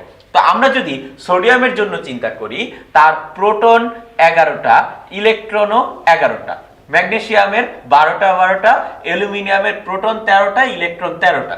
তো আমরা যদি Q1 Q2 বের করি, সোডিয়ামের জন্য Q1 Q2 হলো গিয়ে 121, ম্যাগনেসিয়ামের জন্য 144 আর অ্যালুমিনিয়ামের জন্য 169। তো এই ডাটাগুলি থেকে আমি কিন্তু বলতে পারি কুলম্বের সূত্র ব্যবহার করে যে সোডিয়ামের ক্ষেত্রে আমার প্রোটন আর ইলেকট্রনের মধ্যে যে আকর্ষণ বলটা কাজ করে সেই আকর্ষণ বলের মান সবচেয়ে কম। কেন সবচেয়ে কম? কারণ তার Q1 Q2 এর গুণফলের মানটা সবচেয়ে কম। আমি যত বাম থেকে ডানে আসছি আমার চার্জ সংখ্যা তত বাড়ছে, সুতরাং এই F তত বাড়ছে। Q1 Q2 এর গুণফল বাড়ার সাথে সাথে F এর মান তত বৃদ্ধি পাচ্ছে, ফলে ইলেকট্রনগুলো নিউক্লিয়াসের দিকে অনেক বেশি জোরে আকর্ষিত হচ্ছে, ফলে পরমাণুর আকার হ্রাস পায়। অর্থাৎ বাম থেকে ডানে যত আমি যাই আমার চার্জ সংখ্যা বৃদ্ধি পায়। চার্জ সংখ্যা বাড়লে আমাদের আকর্ষণ বল আকর্ষণ বল বৃদ্ধি পায় এবং আকর্ষণ বল যদি বৃদ্ধি পায় পারমাণবিক ব্যাসার্ধ বা পরমাণুর আকার এটা হ্রাস পায়। অর্থাৎ আমরা দেখতে পেলাম পরমাণুর আকার একটা পর্যায়ভিত্তিক ধর্ম, যেটা কিনা গ্রুপে উপর থেকে নিচে নামার সময় শক্তিস্তর বৃদ্ধির সাথে সাথে বৃদ্ধি পায় এবং পরমাণুর আকার বাম থেকে ডানে একই পর্যায়ে বাম থেকে ডানে যত আমরা যাই চার্জ সংখ্যা কন্টিনিউয়াসলি বাড়তে থাকে, চার্জ সংখ্যা বাড়ার সাথে সাথে আকর্ষণ বল বাড়তে থাকে এবং আকর্ষণ বল বাড়লে আমাদের পরমাণুর আকারটা ছোট হয়, আমরা বলতে পারি আমাদের পারমাণবিক ব্যাসার্ধ হ্রাস পায়। আমরা আয়নীকরণ শক্তি নিয়ে আলোচনা করব। পর্যায়বৃত্তিক ধর্মের ভিতর এক প্রকার উল্লেখযোগ্য পর্যায়বৃত্তিক ধর্ম হলো গিয়ে আমাদের আয়নীকরণ শক্তি। আয়নীকরণ শক্তি বলতে কি বোঝায় আমরা এই উদাহরণটা খেয়াল করি যে আমাদের সোডিয়াম যার মোট 11টা ইলেকট্রন এবং তার তৃতীয় শক্তি স্তরে ইলেকট্রন আছে একটা, সেই তৃতীয় শক্তি স্তরের যে ইলেকট্রনটাকে আমি যদি অসীমে পাঠিয়ে দিই, খেয়াল করি এখানে আমরা একটা সোডিয়ামের ইলেকট্রন বিন্যাস দেখাচ্ছি যার 3টা শক্তি স্তরে ইলেকট্রন আছে এবং তার আরো অনেক শক্তি স্তর আছে যেগুলিতে কিন্তু কোনো ইলেকট্রন নাই। তো সেই ইলেকট্রনটাকে যদি আমি ইনফিনিটিতে পাঠাই, ইনফিনিটি বলতে কি বুঝাই? ইনফিনিটি বলতে আমরা বুঝাই যেখানে আমার প্রোটনের আকর্ষণ বলের পরিমাণ নগণ্য বা নাই বললেই চলে, সেই অবস্থাটাকে, সেই শক্তি স্তরকে আমরা বলি কি ইনফিনিটি। এখন সোডিয়ামের একটা ইলেকট্রনকে যদি আমি অসীমে পাঠাই তখন আমার কি করা লাগবে? বোর মডেল অনুযায়ী ইলেকট্রন লাফ দিচ্ছে, লাফ দিয়ে সে উপরের স্তরে যাচ্ছে কন্টিনিউয়াসলি, তার মানে আমার এখানে শক্তি দেয়া লাগবে, শক্তি শোষিত হবে। তো কতটুকু শক্তি শোষিত হবে? দেখা যায় যে 465 কিলোজুল অ্যামাউন্ট শক্তি শোষিত হয় এবং বিক্রিয়াটা অবশ্যই একটা তাপহারী বিক্রিয়া, কারণ শক্তি শোষণ ঘটছে। সুতরাং আমরা বলি সোডিয়াম তার প্রথম আয়নীকরণ শক্তি হলো গিয়ে 465 কিলোজুল। মানে কি সোডিয়ামের প্রথম ইলেকট্রনটাকে আমি অসীমে পাঠাচ্ছি, এতে আমার যতটুকু তাপ দেয়া লাগে তাকে আমরা বলি সোডিয়ামের প্রথম আয়নীকরণ শক্তি। ঠিক একইভাবে আমরা যেই প্রথম আয়নীকরণ শক্তির পর পেলাম গিয়ে আমরা sodium plus ion. Sodium plus আয়নের ইলেকট্রন বিন্যাস অনেক স্থিতিশীল, একদম নিষ্ক্রিয় গ্যাসের মতো 2-8 বা অষ্টক পূর্ণ ইলেকট্রন বিন্যাস। সেই সোডিয়াম প্লাস থেকে আমি যদি সোডিয়াম ডাবল প্লাস করতে চাই, মানে সোডিয়াম প্লাসের আরেকটা ইলেকট্রনকে যদি আমি অসীমে পাঠাতে চাই, তখন খেয়াল করি আমাদের ডেল্টা এইচ এর মানটা কিন্তু অনেক বড় এবং এই ডেল্টা এইচ এর মান এত বড় হওয়ার কারণ যেটা, সেটা হলো এখানে আমার সোডিয়ামের অষ্টক কাঠামো ভেঙে ইলেকট্রনটাকে অসীমে পাঠানো হচ্ছে। দ্যাটস ওয়াই আমাদের ডেল্টা এইচটা অনেক বেড়ে যাচ্ছে। সুতরাং আমরা বলি সোডিয়ামের প্রথম আয়নীকরণ শক্তি অনেক কম কিন্তু দ্বিতীয় আয়নীকরণ শক্তি অনেক বেশি। কারণ কি? কারণ দ্বিতীয় আয়নীকরণ শক্তির বেলায় আমরা সোডিয়ামের অষ্টক কাঠামো ভেঙে সোডিয়ামের একটা ইলেকট্রনকে অসীমে পাঠাই। দ্যাটস ওয়াই তার দ্বিতীয় আয়নীকরণ শক্তির পরিমাণ এত বেশি। আমরা যদি ম্যাগনেসিয়ামের জন্য চিন্তা করি, ম্যাগনেসিয়াম থেকে ম্যাগনেসিয়াম প্লাস হয়, ম্যাগনেসিয়াম প্লাস থেকে ম্যাগনেসিয়াম 2 প্লাস হয়, ম্যাগনেসিয়াম 2 প্লাস থেকে ম্যাগনেসিয়াম 3 প্লাস হয়। প্রথম যে ডেল্টা এইচ সেটা হবে আমার প্রথম আয়নীকরণ শক্তি, পরেরটা হবে আমার দ্বিতীয় আয়নীকরণ শক্তি, এরপরটা হবে আমার তৃতীয় আয়নীকরণ শক্তি। এখন আমার যদি প্রশ্ন করে ম্যাগনেসিয়ামের ক্ষেত্রে প্রথম, দ্বিতীয়, তৃতীয় আয়নীকরণ শক্তির ক্রম দেখাও, মানে কোন আয়নীকরণ শক্তি বেশি, কোন আয়নীকরণ শক্তি কম, আমরা এভাবে চিন্তা করব। যখন আমাদের ম্যাগনেসিয়াম 2 প্লাস থেকে আমি ম্যাগনেসিয়াম 3 প্লাস করতে যাচ্ছি তখন আমার অষ্টক কাঠামো ভাঙা লাগছে। সুতরাং এখানে ডেল্টা এইচ 3 বা আমাদের তৃতীয় আয়নীকরণ শক্তিটা সবচেয়ে বেশি হবে। আর যখন আমি ম্যাগনেসিয়াম প্লাস থেকে ম্যাগনেসিয়াম 2 প্লাস করছি, আমরা 2-8-1 এরকম একটা ইলেকট্রন বিন্যাস থেকে 2-8 করতে চাচ্ছি, যার ইলেকট্রন বিন্যাস 2-8-1 মানে যার সর্ববহিষ্ঠ শক্তি স্তরে একটা ইলেকট্রন আছে, তার টেন্ডেন্সি এরকম আমি অনেক তাড়াতাড়ি একটা ইলেকট্রন ছেড়ে দিব, আমি অষ্টক পূর্ণ হব। অর্থাৎ তখন যখন 2-8-1 থেকে 2-8 হয় তখন আমার ইলেকট্রনটা ছাড়া অনেক বেশি সহজ। অর্থাৎ এই ক্ষেত্রে যে ডেল্টা এইচটা আমরা পাই সেই ডেল্টা এইচ এর মানটা তুলনামূলকভাবে অনেক কম হয়। তার মানে সবচেয়ে বেশি হলো ডেল্টা এইচ 3 আর সবচেয়ে কম হলো এই তিনটার ভিতর ডেল্টা এইচ 2। তার মানে আমাদের সিকোয়েন্সটা হলো আমাদের তৃতীয় আয়নীকরণ শক্তি সবচেয়ে বেশি, সবচেয়ে কম হলো গিয়ে আমাদের দ্বিতীয় আয়নীকরণ শক্তি, আর আমাদের মাঝামাঝি রকম হলো গিয়ে প্রথম আয়নীকরণ শক্তি ম্যাগনেসিয়ামের জন্য বা গ্রুপ 2 এর যে কোনো মৌলের জন্য। আমরা দেখতে চাই একই গ্রুপে আমাদের আয়নীকরণ শক্তি কিভাবে পরিবর্তিত হয়, অর্থাৎ একই গ্রুপে যখন আমি উপর থেকে নিচে নামি আমার আয়নীকরণ শক্তি বাড়ে নাকি আয়নীকরণ শক্তি কমে। তো সেটা দেখার জন্য আমরা গ্রুপ 1 এর তিনটা মৌল লিথিয়াম, সোডিয়াম এবং পটাশিয়ামের ডায়াগ্রাম মোটামুটি রকম ভাবে এখানে আঁকলাম। যে আমাদের লিথিয়ামের সর্ববস্তু শক্তি স্তর হলো গিয়ে 2, সোডিয়ামের 3, পটাশিয়ামের 4। অর্থাৎ আয়নীকরণ শক্তি বা প্রথম আয়নীকরণ শক্তির বেলায় আমি লিথিয়ামের 2s1 এর ইলেকট্রনটাকে অসীমে পাঠাচ্ছি, সোডিয়ামের 3s1 এর ইলেকট্রনটাকে অসীমে পাঠাচ্ছি, পটাশিয়ামের 4s1 এর ইলেকট্রনটাকে অসীমে পাঠাচ্ছি। কোন ইলেকট্রনটাকে অসীমে পাঠাতে আমার সবচেয়ে কম শক্তি লাগবে, সেটা হলো সবচেয়ে কম আয়নীকরণ শক্তি বিশিষ্ট মৌল। তো আমরা যদি চিন্তা করি যে আমাদের এখানে লিথিয়ামের ক্ষেত্রে এই নিউক্লিয়াস এবং ইলেকট্রনের মাঝখানে ডিসটেন্সটা কিন্তু খুবই কম, কিন্তু সোডিয়ামের নিউক্লিয়াস এবং ইলেকট্রনের মাঝখানে ডিসটেন্সটা তুলনামূলকভাবে বেশি, পটাশিয়ামের নিউক্লিয়াস এবং ইলেকট্রনের মাঝখানে ডিসটেন্সটা আরো বেশি। আমরা জানি এই দূরত্বটা যত বাড়ে আমাদের আকর্ষণ বল F প্রপোর্শনাল টু 1/d², কুলম্বের সূত্র থেকে আমরা জানি আকর্ষণ বল যত বাড়ে ওই ইলেকট্রনের প্রতি নিউক্লিয়াসের আকর্ষণ বল তত কমতে থাকে। তার মানে এইখানের ইলেকট্রনটা, লিথিয়ামের ইলেকট্রনটা সবচেয়ে বেশি আকর্ষণ ফেস করে। কার আকর্ষণ? নিউক্লিয়াস তাকে টেনে ধরে রাখছে। আর পটাশিয়ামের ইলেকট্রনটাকে নিউক্লিয়াস খুবই দুর্বলভাবে টেনে ধরে রাখছে। আমি ইলেকট্রনগুলিকে অসীমে নিয়ে যেতে চাই, যেহেতু পটাশিয়ামের ইলেকট্রনটাকে নিউক্লিয়াস খুবই দুর্বলভাবে আকর্ষণ করে রাখছে, তা আমি খুব সহজেই কিন্তু পটাশিয়ামের যে ইলেকট্রনটা তাকে অসীমে নিয়ে যেতে পারবো এবং এই ক্ষেত্রে আমার সবচেয়ে কম এফোর্ট দেওয়া লাগবে, এই ক্ষেত্রে আমার তাপ শক্তি সবচেয়ে কম দেওয়া লাগবে। কিন্তু লিথিয়ামের জন্য আমার তাপ শক্তির পরিমাণ দিতে হবে সবচেয়ে বেশি, কারণ লিথিয়ামের ইলেকট্রনটাকে প্রোটন বা নিউক্লিয়াস খুবই শক্তিশালী ভাবে ধরে রাখতেছে। অর্থাৎ আমরা যদি লিথিয়াম থেকে সোডিয়াম, সোডিয়াম থেকে পটাশিয়ামে যাই, তখন আমরা দেখি যে আমাদের পরমাণুর আকার ক্রমান্বয়ে বৃদ্ধি পায়। কারণ কি? তারা একই গ্রুপের মৌল। আমি যত উপর থেকে নিচে নামি আমার পরমাণুর আকার বৃদ্ধি পায়। পরমাণুর আকার বৃদ্ধি পাওয়ার সাথে সাথে আমাদের আকর্ষণ বল কমতে থাকে এবং আকর্ষণ বল যত কমে তার বিপরীতমুখী আমার কাজ তত কম করা লাগে। অর্থাৎ আয়নীকরণ শক্তির পরিমাণ, আয়োনাইজেশন পটেনশিয়ালের পরিমাণ তত হ্রাস পায়। অর্থাৎ একই গ্রুপে উপর থেকে নিচে আমাদের আয়নীকরণ শক্তি ক্রমান্বয়ে হ্রাস পায়। আমরা যদি দেখি একই পর্যায়ে কি হয়, ফর এক্সাম্পল একই পর্যায়ে সোডিয়াম, ম্যাগনেসিয়াম, আমরা বলতে পারি aluminium, silicon dot dot dot আরো আছে, তৃতীয় পর্যায়ের মৌলগুলি নিলাম। আমরা জানি বাম থেকে ডানে আমি যত যাব আমার পরমাণুর আকার তত কমে। বাম থেকে ডানে শক্তিস্তর বৃদ্ধি পায় না, শক্তিস্তর একই থাকে, কিন্তু আয়ন বা চার্জ সংখ্যা বৃদ্ধি পায়, ফলে পরমাণুর আকার বা পারমাণবিক ব্যাসার্ধ কমে। পারমাণবিক ব্যাসার্ধ যদি কমে আমার আকর্ষণ বলের পরিমাণ কিন্তু বৃদ্ধি পায়। এই সূত্র অনুযায়ী পারমাণবিক আকার কমার সাথে সাথে আকর্ষণ বল বাড়ে এবং আকর্ষণ বল বৃদ্ধি পেলে আমরা বলতে পারি আমাদের আয়নাইজেশন পটেনশিয়াল বা আয়নীকরণ শক্তির পরিমাণ বাড়ে।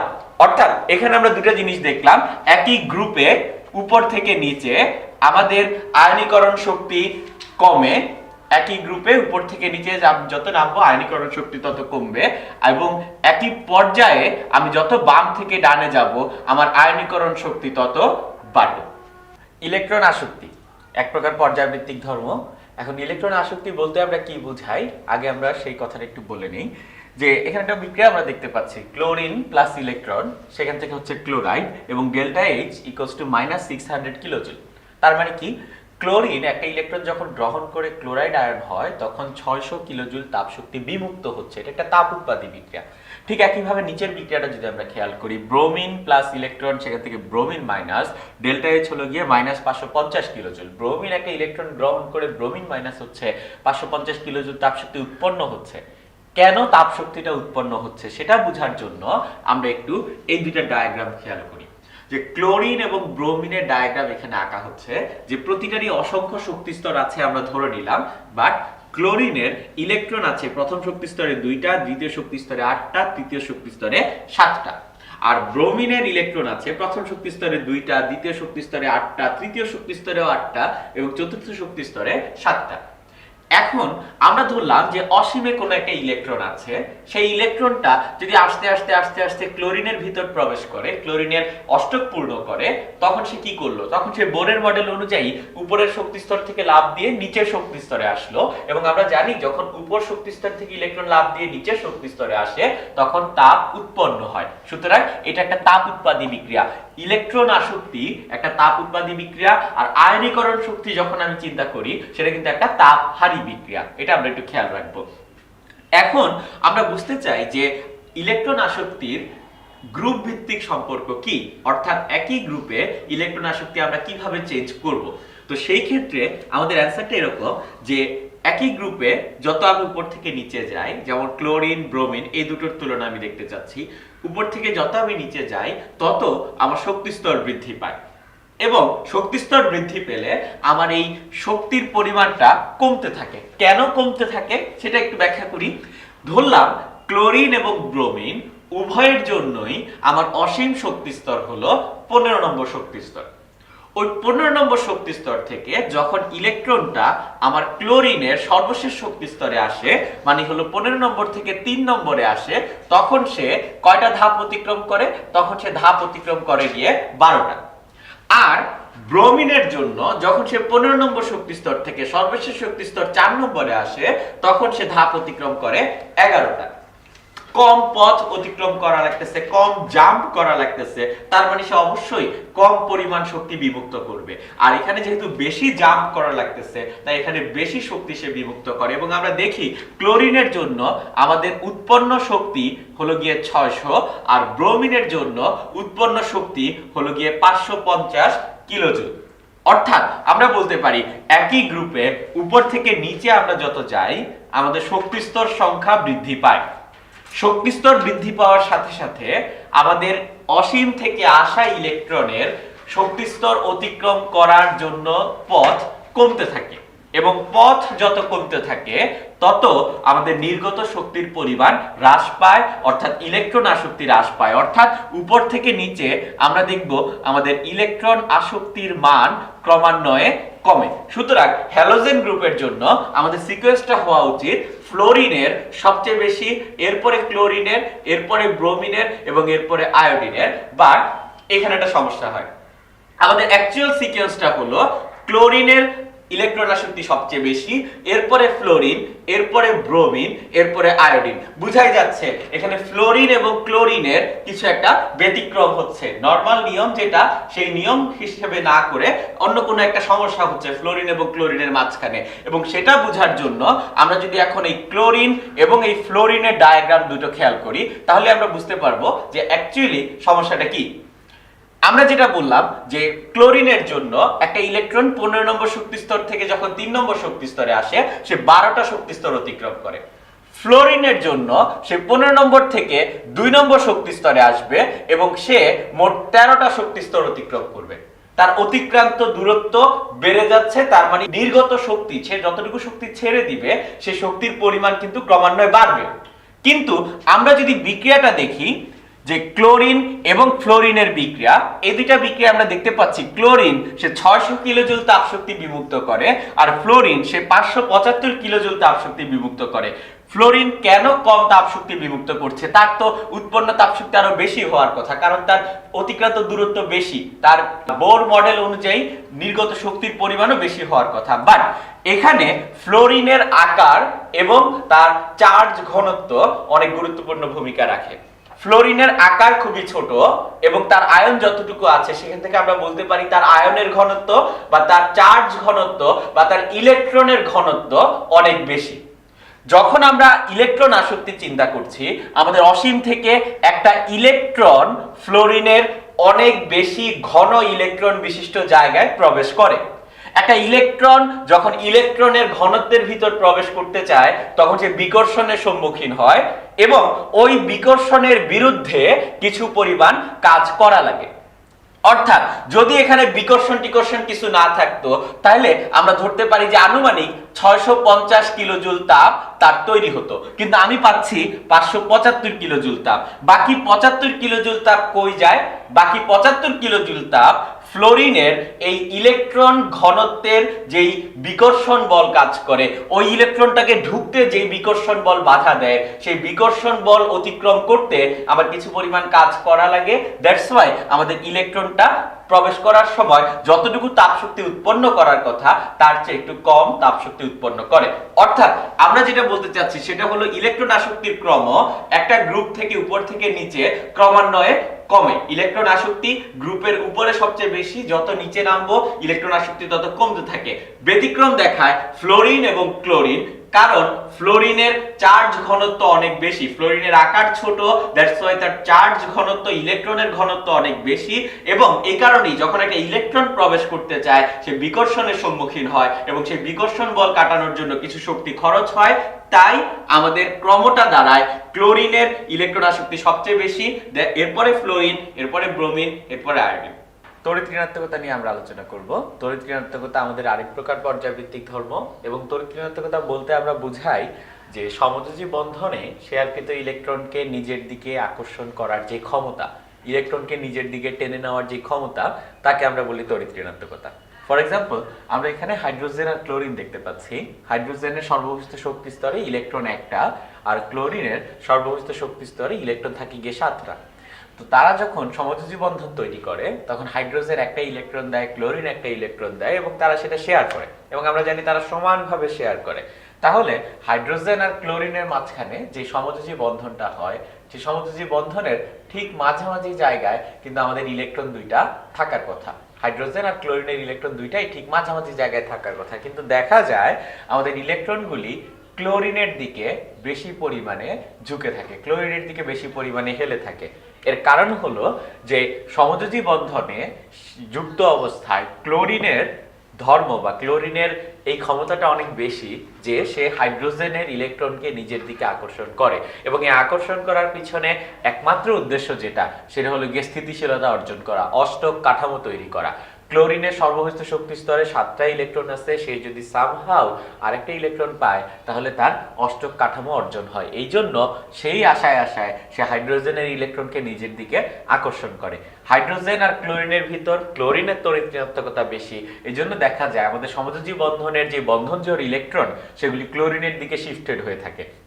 ঠিক একইভাবে আমরা যদি এখানে চিন্তা করি যে ক্লোরিন ক্লোরিন, এখানে সমযোজী বন্ধনে বন্ধনজোড় ইলেকট্রন দুইটা, এবং সেগুলি ঠিক মাঝামাঝি জায়গায় থাকবে, কারণ দুইটা ক্লোরিনেরই তড়িৎ ঋণাত্মকতা সমান, এবং তড়িৎ ঋণাত্মকতা সমান হওয়ার কারণে যেটা হয় দুইজনেই সমানভাবে ইলেকট্রনকে টানে, কেউ বেশি টানতে পারে না, কেউ কম টানতে পারে না, ইলেকট্রনগুলি ঠিক মাঝামাঝি জায়গায় অবস্থান করে।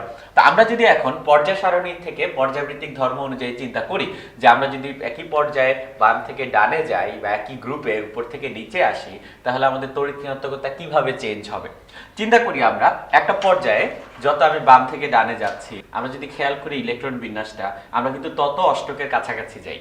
অর্থাৎ গ্রুপ 1 এর একটা মৌল যদি অষ্টক পূর্ণ হতে চায় ইলেকট্রন গ্রহণের মাধ্যমে, তাকে কিন্তু 7টা ইলেকট্রন গ্রহণ করা লাগে। আর গ্রুপ 17, যেটা কিনা আগে গ্রুপ 7A হিসেবে আমরা জানতাম, সেই গ্রুপের কোন একটা মৌল যদি অষ্টক পূর্ণ হতে চায় তাহলে কিন্তু তাকে জাস্ট একটা ইলেকট্রন গ্রহণ করলেই হচ্ছে। তো সেই দিক থেকে আমরা বলি যে আমরা যত বাম থেকে ডানে যাই আমাদের কাঠামোটা অষ্টক কাঠামোর কাছাকাছি হতে থাকে, ফলে ইলেকট্রনকে নিজের দিকে আকর্ষণ করার ক্ষমতা বাড়তে থাকে। অর্থাৎ আমরা যত বাম থেকে ডানে যাব আমাদের তড়িৎ ঋণাত্মকতা ক্রমাগত বৃদ্ধি পায়। এবং উপর থেকে নিচে যদি আমি যাইতে থাকি, আমি যত উপর থেকে নিচে যাই আমাদের পরমাণুর আকার কন্টিনিউয়াসলি বাড়তে থাকে। পরমাণুর আকার বাড়ার সাথে সাথে কোন একটা ইলেকট্রনকে নিজের দিকে আকর্ষণ করার ক্ষমতা কন্টিনিউয়াসলি কমতে থাকে। কারণ কি, আকার বাড়ছে, আমাদের F প্রপোর্শনাল টু 1/d², সেই ফর্মুলা থেকে আমরা বলতে পারি আকর্ষণ বল কমতে থাকে, অর্থাৎ ইলেকট্রনকে কম নিজের দিকে আকর্ষণ করে। অর্থাৎ একটা গ্রুপে উপর থেকে নিচে আমি যত নামবো আমার তড়িৎ ঋণাত্মকতার মান তত হ্রাস পায়।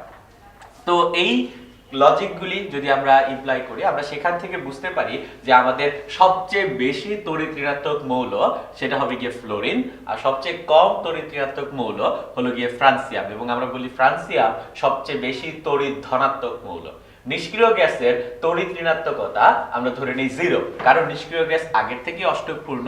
নিষ্ক্রিয় গ্যাসের তড়িৎ ঋণাত্মকতা ঠিক যেরকম ভাবে 0, নিষ্ক্রিয় গ্যাসের ইলেকট্রন আসক্তিও একই রকম ভাবে 0, বাট নিষ্ক্রিয় গ্যাসের আয়নীকরণ শক্তি অনেক হাই। তো এই নিষ্ক্রিয় গ্যাসের এই তিনটা ক্যারেক্টারিস্টিক্স আমরা একটু ভালো মতো খেয়াল রাখলে হয়তো আমরা কিছু এমসিকিউ সলভ করতে পারবো। আর পাউলিং নামে এক বিজ্ঞানী সে মৌলসমূহের তড়িৎ ঋণাত্মকতার একটা স্কেল দিয়ে গেছে।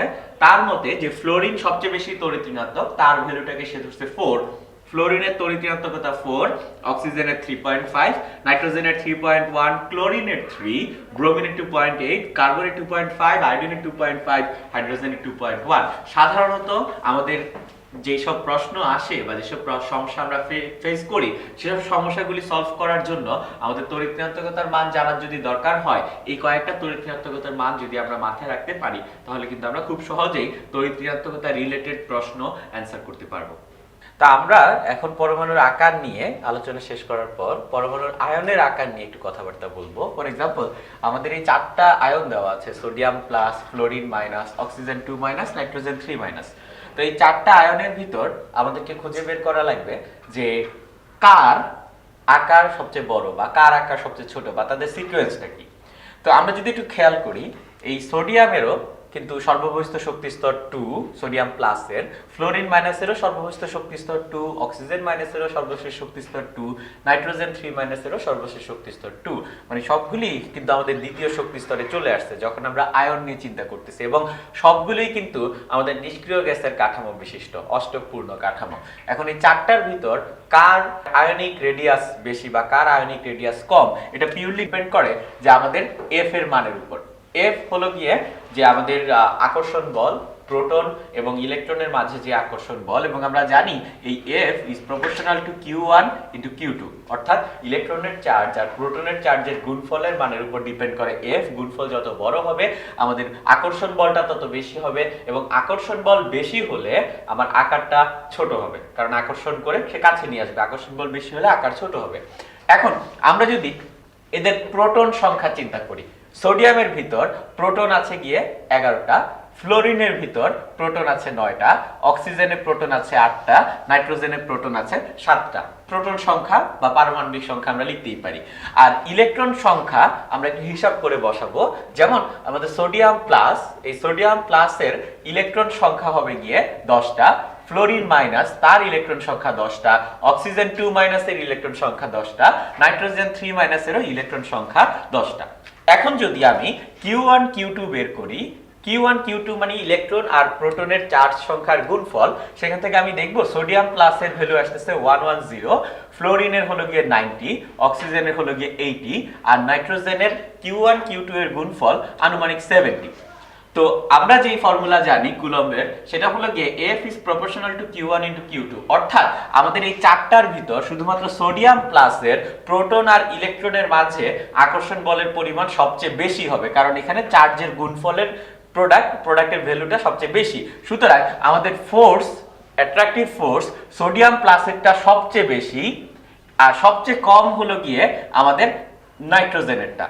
যেহেতু ওইটার আকর্ষণ বল সবচেয়ে বেশি, তাই ওইটার আকারটা সবচেয়ে ছোট, আর যেহেতু এটার আকর্ষণ বল সবচেয়ে কম, এটার আকার সবচেয়ে বড় হবে। সুতরাং আমরা যদি আকারের ক্রম ব্যাখ্যা করি, আমাদের নাইট্রোজেন 3 মাইনাসের আকার সবচেয়ে বড়, আর সবচেয়ে ছোট হলো গিয়ে সোডিয়াম প্লাসের আকার, এবং অক্সিজেনের আকার ফ্লোরিনের থেকে বড়। এবং এটাই হলো কি আমাদের অ্যান্সার, যে আকারের ক্রম অনুযায়ী যদি আমরা সাজাই, সবচেয়ে ছোট হলো সোডিয়াম প্লাস আর সবচেয়ে বড় হলো নাইট্রোজেন 3 মাইনাস। এবং এটার ব্যাখ্যা কি? ব্যাখ্যা হলো গিয়ে আকর্ষণ বল দিয়ে আমরা দিব। আকর্ষণ বল ডিপেন্ড করে ইলেকট্রন এবং প্রোটনের সংখ্যার উপর। যার ইলেকট্রন এবং প্রোটনের সংখ্যার গুণফলের মান বেশি, তার আকর্ষণ বল বেশি, তার আকার তত ছোট। আমরা সমযোজী বন্ধন নিয়ে আলোচনা করব। সমযোজী বন্ধন কিভাবে হয় এ সম্পর্কে আমাদের প্রত্যেকেরই ধারণা আছে। যখন দুটি পরমাণু পরস্পর ইলেকট্রন শেয়ারের মাধ্যমে কোনো বন্ধন তৈরি করে, তখন তাকে আমরা বলি সমযোজী বন্ধন। তো সমযোজী বন্ধন মূলত দুই প্রকার, একটা হলো গিয়ে সিগমা বন্ধন, একটা হলো গিয়ে পাই বন্ধন।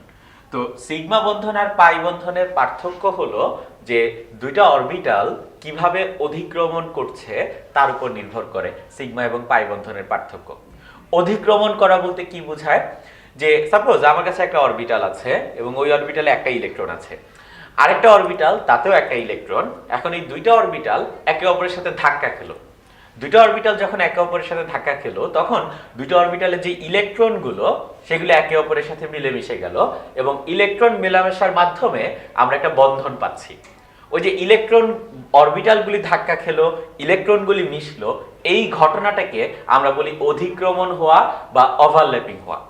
এই যে অধিক্রমণ বা ওভারল্যাপিং বা অরবিটালগুলোর মধ্যে ধাক্কাধাক্কি, এই জিনিসটা কয়েকভাবে হতে পারে, মূলত দুইভাবে হয়। যখন দুইটা অরবিটাল একদম সামনাসামনি অধিক্রমণ করে, দুইটা অরবিটাল যখন সামনাসামনি ধাক্কা খায়, তখন তাদের মাঝখানে যে অধিক্রমণ হয়, তাদের ফলে যে বন্ধন তৈরি হয়, তাকে আমরা বলি সিগমা বন্ধন। এবং আমরা সিগমা বন্ধনের ডেফিনেশনে দেখব, দুটি অরবিটাল যখন একই অক্ষ বরাবর সামনাসামনি অধিক্রমণ করে, তখন তাদের মাঝে যে বন্ধন তৈরি হয়, তাকে আমরা বলি সিগমা বন্ধন। যেমন এখানে আমরা তিনটা উদাহরণ দেখতে পাচ্ছি। প্রথম উদাহরণে একই অক্ষ বরাবর একটা গোল এস অরবিটাল এবং আরেকটা গোল এস অরবিটাল তারা সামনাসামনি অধিক্রমণ করতেছে, মানে ধাক্কা খাচ্ছে। ধাক্কা খাওয়ার ফলে যেটা হচ্ছে, আমার এই এস অরবিটালে সাপোজ একটা ইলেকট্রন ছিল, এই এস অরবিটালে একটা ইলেকট্রন আছে, তারা ইলেকট্রনগুলো মিলে আমাদের একটা বন্ধন তৈরি করতেছে। আমরা জানি একটা সমযোজী বন্ধনে মূলত দুইটা ইলেকট্রন থাকে এবং ওই ইলেকট্রনগুলোকে আমরা বলি বন্ধন জোড় ইলেকট্রন। এবং আমরা দুইটা এস অরবিটাল যখন অতিক্রমণ করে, সেখান থেকে যে বন্ধনটা পাই সেটা হলো একটা এস এস সিগমা বন্ধন, একটা সিগমা বন্ধন আমরা পাচ্ছি। এরপর আমরা যে উদাহরণটা দেখাচ্ছি সেটা হলো একটা পি অরবিটাল এবং আরেকটা পি অরবিটাল, তারা যখন সামনাসামনি অধিক্রমণ করছে একই অক্ষ বরাবর, সেখান থেকে আমি একটা বন্ধন পাচ্ছি। এই বন্ধনটা হলো গিয়ে আমার একটা সিগমা বন্ড এবং এই বন্ধনটা হলো একটা পি পি সিগমা বন্ড। কেন পি পি সিগমা বন্ড? কারণ একটা পি অরবিটাল আর একটা পি অরবিটালের মাঝখানে আমি বন্ধনটা পাচ্ছি। আর সর্বশেষ যে উদাহরণটা আমি দেখতে পাচ্ছি, সেখানে আমার একটা এস অরবিটালের সাথে একটা পি অরবিটালের অধিক্রমণ হচ্ছে এবং সেখান থেকে আমি পাচ্ছি এস পি সিগমা বন্ড। এখন এই যে তিন রকম sigma bond, S S P P S P, এই তিন রকম সিগমা বন্ধনের ভিতর সবচেয়ে বেশি শক্তিশালী সিগমা বন্ড হলো গিয়ে আমাদের পি পি সিগমা বন্ড। এটা হলো গিয়ে আমাদের সবচেয়ে বেশি শক্তিশালী সিগমা বন্ড এবং এখানে ওভারল্যাপিং এর মাত্রা সবচেয়ে বেশি হয়। আমরা যদি এখন পাই বন্ধন নিয়ে চিন্তা করি, সিগমা বন্ধনে আমরা কি বললাম? দুইটা অরবিটাল যখন একই অক্ষ বরাবর সামনাসামনি অধিক্রমণ করে, তখন তাকে আমরা বলি সিগমা বন্ড তৈরি করে। আর দুইটা অরবিটাল যখন পাশাপাশি সমান্তরাল ভাবে থেকে পাশাপাশি অধিক্রমণ করে, তখন তাকে আমরা বলবো পাই বন্ড। এবং পাই বন্ড তৈরি হওয়ার জন্য অরবিটালগুলো আগের থেকেই সিগমা বন্ড দিয়ে যুক্ত থাকা লাগবে। ফর এক্সাম্পল, আমরা এখানে দুটো কার্বন পরমাণু দেখতে পাচ্ছি। দুটো কার্বন পরমাণুই আমাদের সিগমা বন্ধন দিয়ে যুক্ত এবং তাদের একটা পি অরবিটাল এবং এটা আরেকটা পি অরবিটাল পাশাপাশি সমান্তরাল ভাবে আছে। এখন এই অরবিটাল যখন ওভারল্যাপিং করে, এই অরবিটাল দুইটা যখন ওভারল্যাপিং করে, তখন আমরা আউটপুট পাবো কার্বন এবং কার্বন তাদের মাঝখানে আগের থেকেই একটা সিগমা বন্ড ছিল এবং অরবিটালের ওভারল্যাপিং এর ফলে আমরা নতুন একটা বন্ধন পাবো এবং এটা হলো গিয়ে আমাদের পাই বন্ড। এখন অনেকের মনে আমাদের প্রশ্ন জাগে যে উপরে একটা বন্ধন পাবো, নিচে একটা বন্ধন পাবো। ব্যাপারটা কিন্তু এরকম না। কারণ হলো যে আমাদের এই টোটালটা একটা অরবিটাল এবং এই টোটাল অরবিটালে আমার ইলেকট্রন আছে গিয়ে একটা, এবং আমার এখানেও টোটালটা একটা অরবিটাল এবং এখানেও আমার ইলেকট্রন আছে গিয়ে একটা।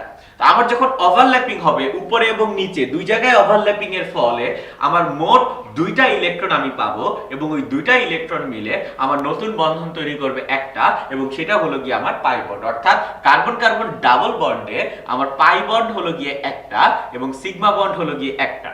ঠিক একইভাবে আমি যদি বলি কার্বন কার্বন ট্রিপল বন্ড, সেই কার্বন কার্বন ট্রিপল বন্ডের ভিতর আমাদের সিগমা বন্ড হলো একটা আর বাকি দুটো হলো গিয়ে আমাদের পাই বন্ড। সিগমা বন্ড একটা, পাই বন্ড দুইটা। যদি আমার কার্বন কার্বন সিঙ্গেল বন্ড থাকে বা যে কোনো সিঙ্গেল বন্ড থাকে, কার্বন হাইড্রোজেন সিঙ্গেল বন্ড থাকে, এই সিঙ্গেল বন্ডগুলিকে আমরা বলি গিয়ে সিগমা বন্ধন। অর্থাৎ আমরা যেই নরমাল কনসেপ্ট দ্বারা করাতে পারি, সমযোজী বন্ধন দুই প্রকার, সিগমা বন্ধন, পাই বন্ধন। সিগমা বন্ধন হলো পৃথিবীর সকল একক বন্ধন, যত একক বন্ধন আছে সবগুলিকে আমরা সিগমা বন্ধন বলি। যদি কোথাও ডাবল বন্ড বা ট্রিপল বন্ড থাকে তার ভিতরেও সিগমা বন্ড থাকে, বাট সিগমা বন্ড থাকে সবসময় একটা। অর্থাৎ আমি যদি একটা প্রশ্ন করি যে ফর এক্সাম্পল কার্বন ডাইঅক্সাইডের স্ট্রাকচার এরকম, এখানে আমাদের সিগমা বন্ধন কয়টা? আমি খেয়াল করব এখানে ডাবল বন্ড আছে, ডাবল বন্ডের ভিতর একটা সিগমা বন্ড, এখানে ডাবল বন্ড আছে, ডাবল বন্ডের ভিতর একটা সিগমা বন্ড, এখানে আমাদের সিগমা বন্ড দুইটা এবং বাকি যে দুইটা বন্ড আমরা দেখতে পাচ্ছি ওই দুইটা বন্ড হলো গিয়ে আমাদের পাই বন্ড। ঠিক একইভাবে আমরা যে কোনো যৌগে কয়টা সিগমা বন্ড আছে, কয়টা পাই বন্ড আছে সেটা খুঁজে বের করব। আমরা এখন কোনো একটা যৌগে যখন আমাদের আণবিক সংকেত বা গাঠনিক সংকেত দেয়া থাকবে, সেখান থেকে কয়টা সিগমা বন্ড কয়টা পাই বন্ড পাওয়া যায় সেটা কিভাবে বের করে সেই জিনিসটা একটু খেয়াল করব। ফর এক্সাম্পল, আমাদের এই এসিটিলিন বা ইথাইনের সংকেত দেওয়া আছে এবং আমাকে প্রশ্ন করলো এখানে সিগমা বন্ড কয়টা, পাই বন্ড কয়টা। আমরা প্রথমেই পাই বন্ড গুণে বের করতে পারি, বা সবচেয়ে সহজ হয় যদি আমরা গাঠনিক সংকেতটা আঁকি। এসিটিলিনের গাঠনিক সংকেত এরকম যে hydrogen single bond carbon, triple bond carbon single bond hydrogen. এটা হলো কি আমাদের এসিটিলিনের গাঠনিক সংকেত। এখন এই গাঠনিক সংকেতে যদি আমরা দেখি কার্বন কার্বন ট্রিপল বন্ড, আমরা জানি কার্বন কার্বন ট্রিপল বন্ডের ভিতর আমার পাই বন্ড হলো গিয়ে দুইটা পাই বন্ড থাকে। সুতরাং এগুলিতে কোথাও পাই বন্ড নাই, শুধুমাত্র ট্রিপল বন্ড এবং ডাবল বন্ডের ভিতরে আমরা পাই বন্ড পাবো। আমাদের এসিটিলিনে পাই বন্ধন আছে গিয়ে দুইটা, এবং বাকি যতগুলি বন্ধন দেখা যাচ্ছে, যতগুলি একক বন্ধন দেখা যাচ্ছে, সেগুলি হলো গিয়ে আমাদের সিগমা বন্ধন। সুতরাং আমাদের সিগমা বন্ধন হলো গিয়ে একটা, দুইটা, তিনটা সিগমা বন্ড এবং দুইটা পাই বন্ড আছে আমাদের এসিটিলিনের ভিতর।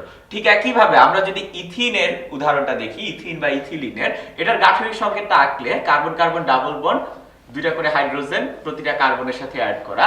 তো আমরা জানি কার্বন কার্বন দ্বিবন্ধনের ভিতর আমাদের পাই বন্ধন থাকে একটা, সুতরাং এখানে পাই বন্ড জাস্ট একটা, আর বাকি সবগুলি আমাদের সিগমা বন্ড। আমি যদি খুঁজি আমাদের সিগমা বন্ড কয়টা আছে, 1 2 3 4 5টা সিঙ্গেল বন্ড আছে। সুতরাং আমাদের সিগমা বন্ড এখানে আমাদের পাই বন্ড একটা, আর আমাদের সিগমা বন্ড হলো গিয়ে 5টা। আর লাস্টে যদি প্রশ্ন করে কার্বন কার্বন দ্বিবন্ধনে কয়টা সিগমা কয়টা পাই, জাস্ট দ্বিবন্ধনের কথা আমাদের আলোচনা করতে বলছে, দ্যাটস ওয়াই আমরা বলবো আমাদের সিগমা বন্ড একটা, পাই বন্ড একটা। এখন যদি আমরা এই উদাহরণটা খেয়াল করি, এই উদাহরণে আমাদেরকে প্রশ্ন করলো যে আমাদের সিগমা বন্ড কয়টা, পাই বন্ড কয়টা, তখন আমরা যেটা করব, আমরা গাঠনিক সংকেতটা লিখে নিতে পারি, অথবা আমরা আগে পাই বন্ধন কোথায় কোথায় আছে সেটা লোকেট করি।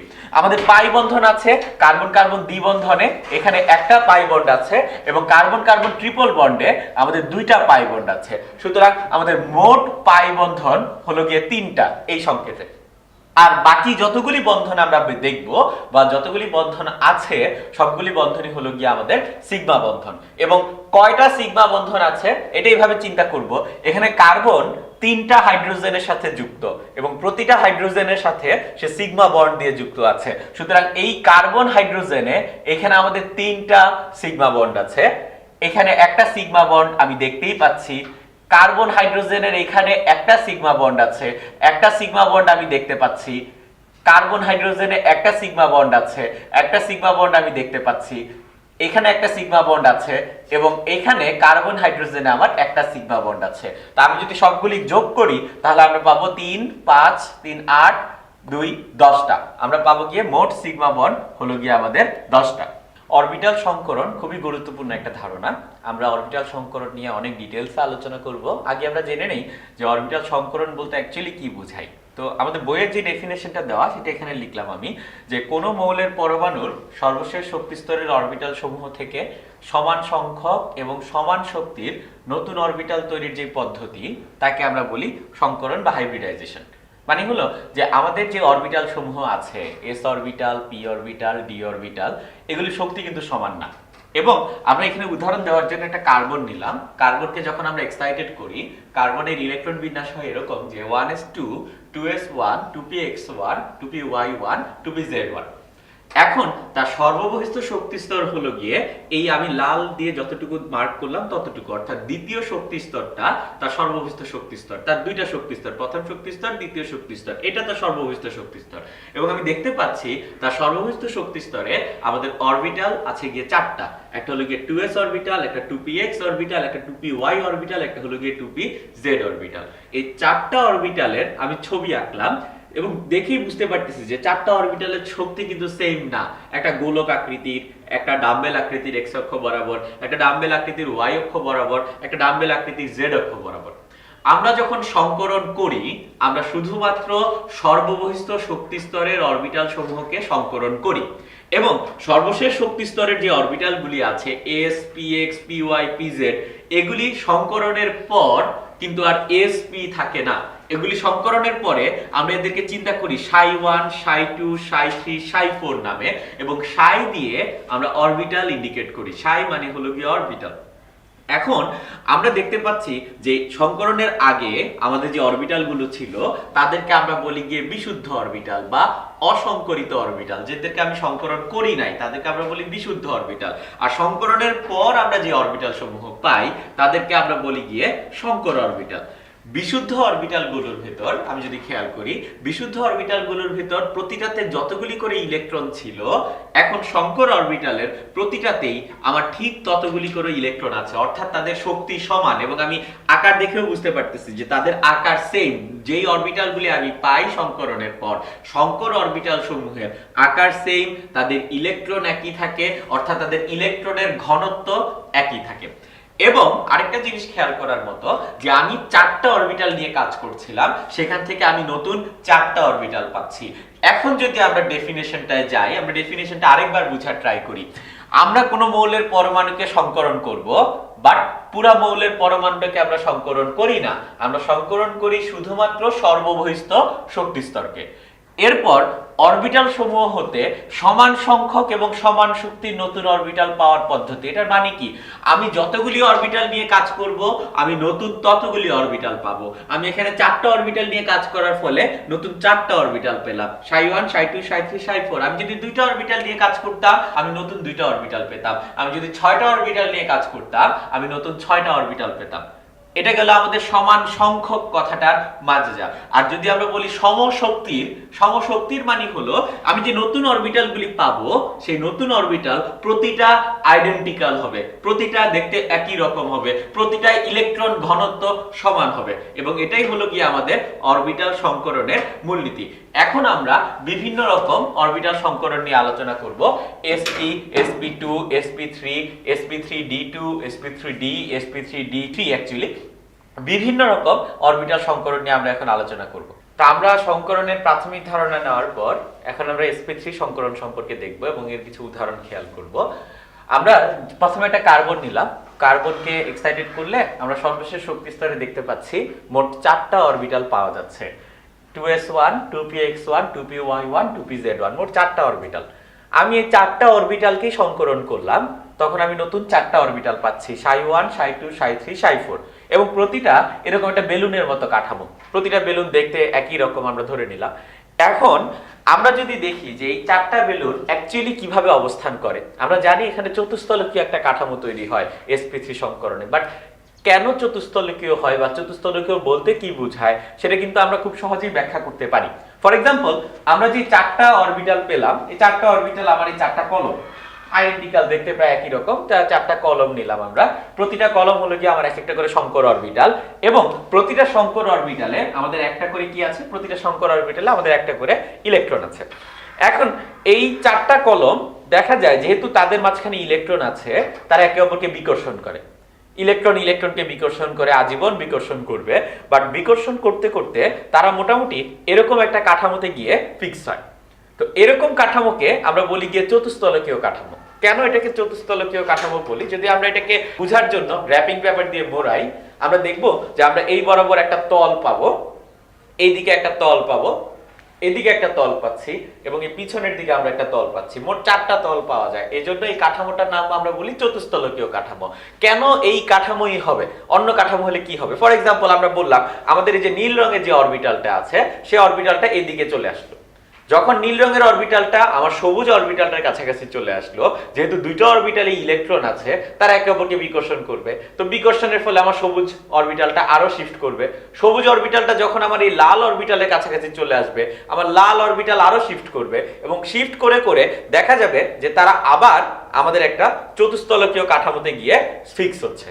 এই অর্থাৎ এই চতুস্তলকীয় কাঠামোতে আমাদের যদি 4টা অরবিটাল থাকে, 4টা অরবিটাল সবচেয়ে বেশি দূরে দূরে থাকতে পারে, অর্থাৎ এই কাঠামোতে তাদের বিকর্ষণের মান সবচেয়ে কম হয়।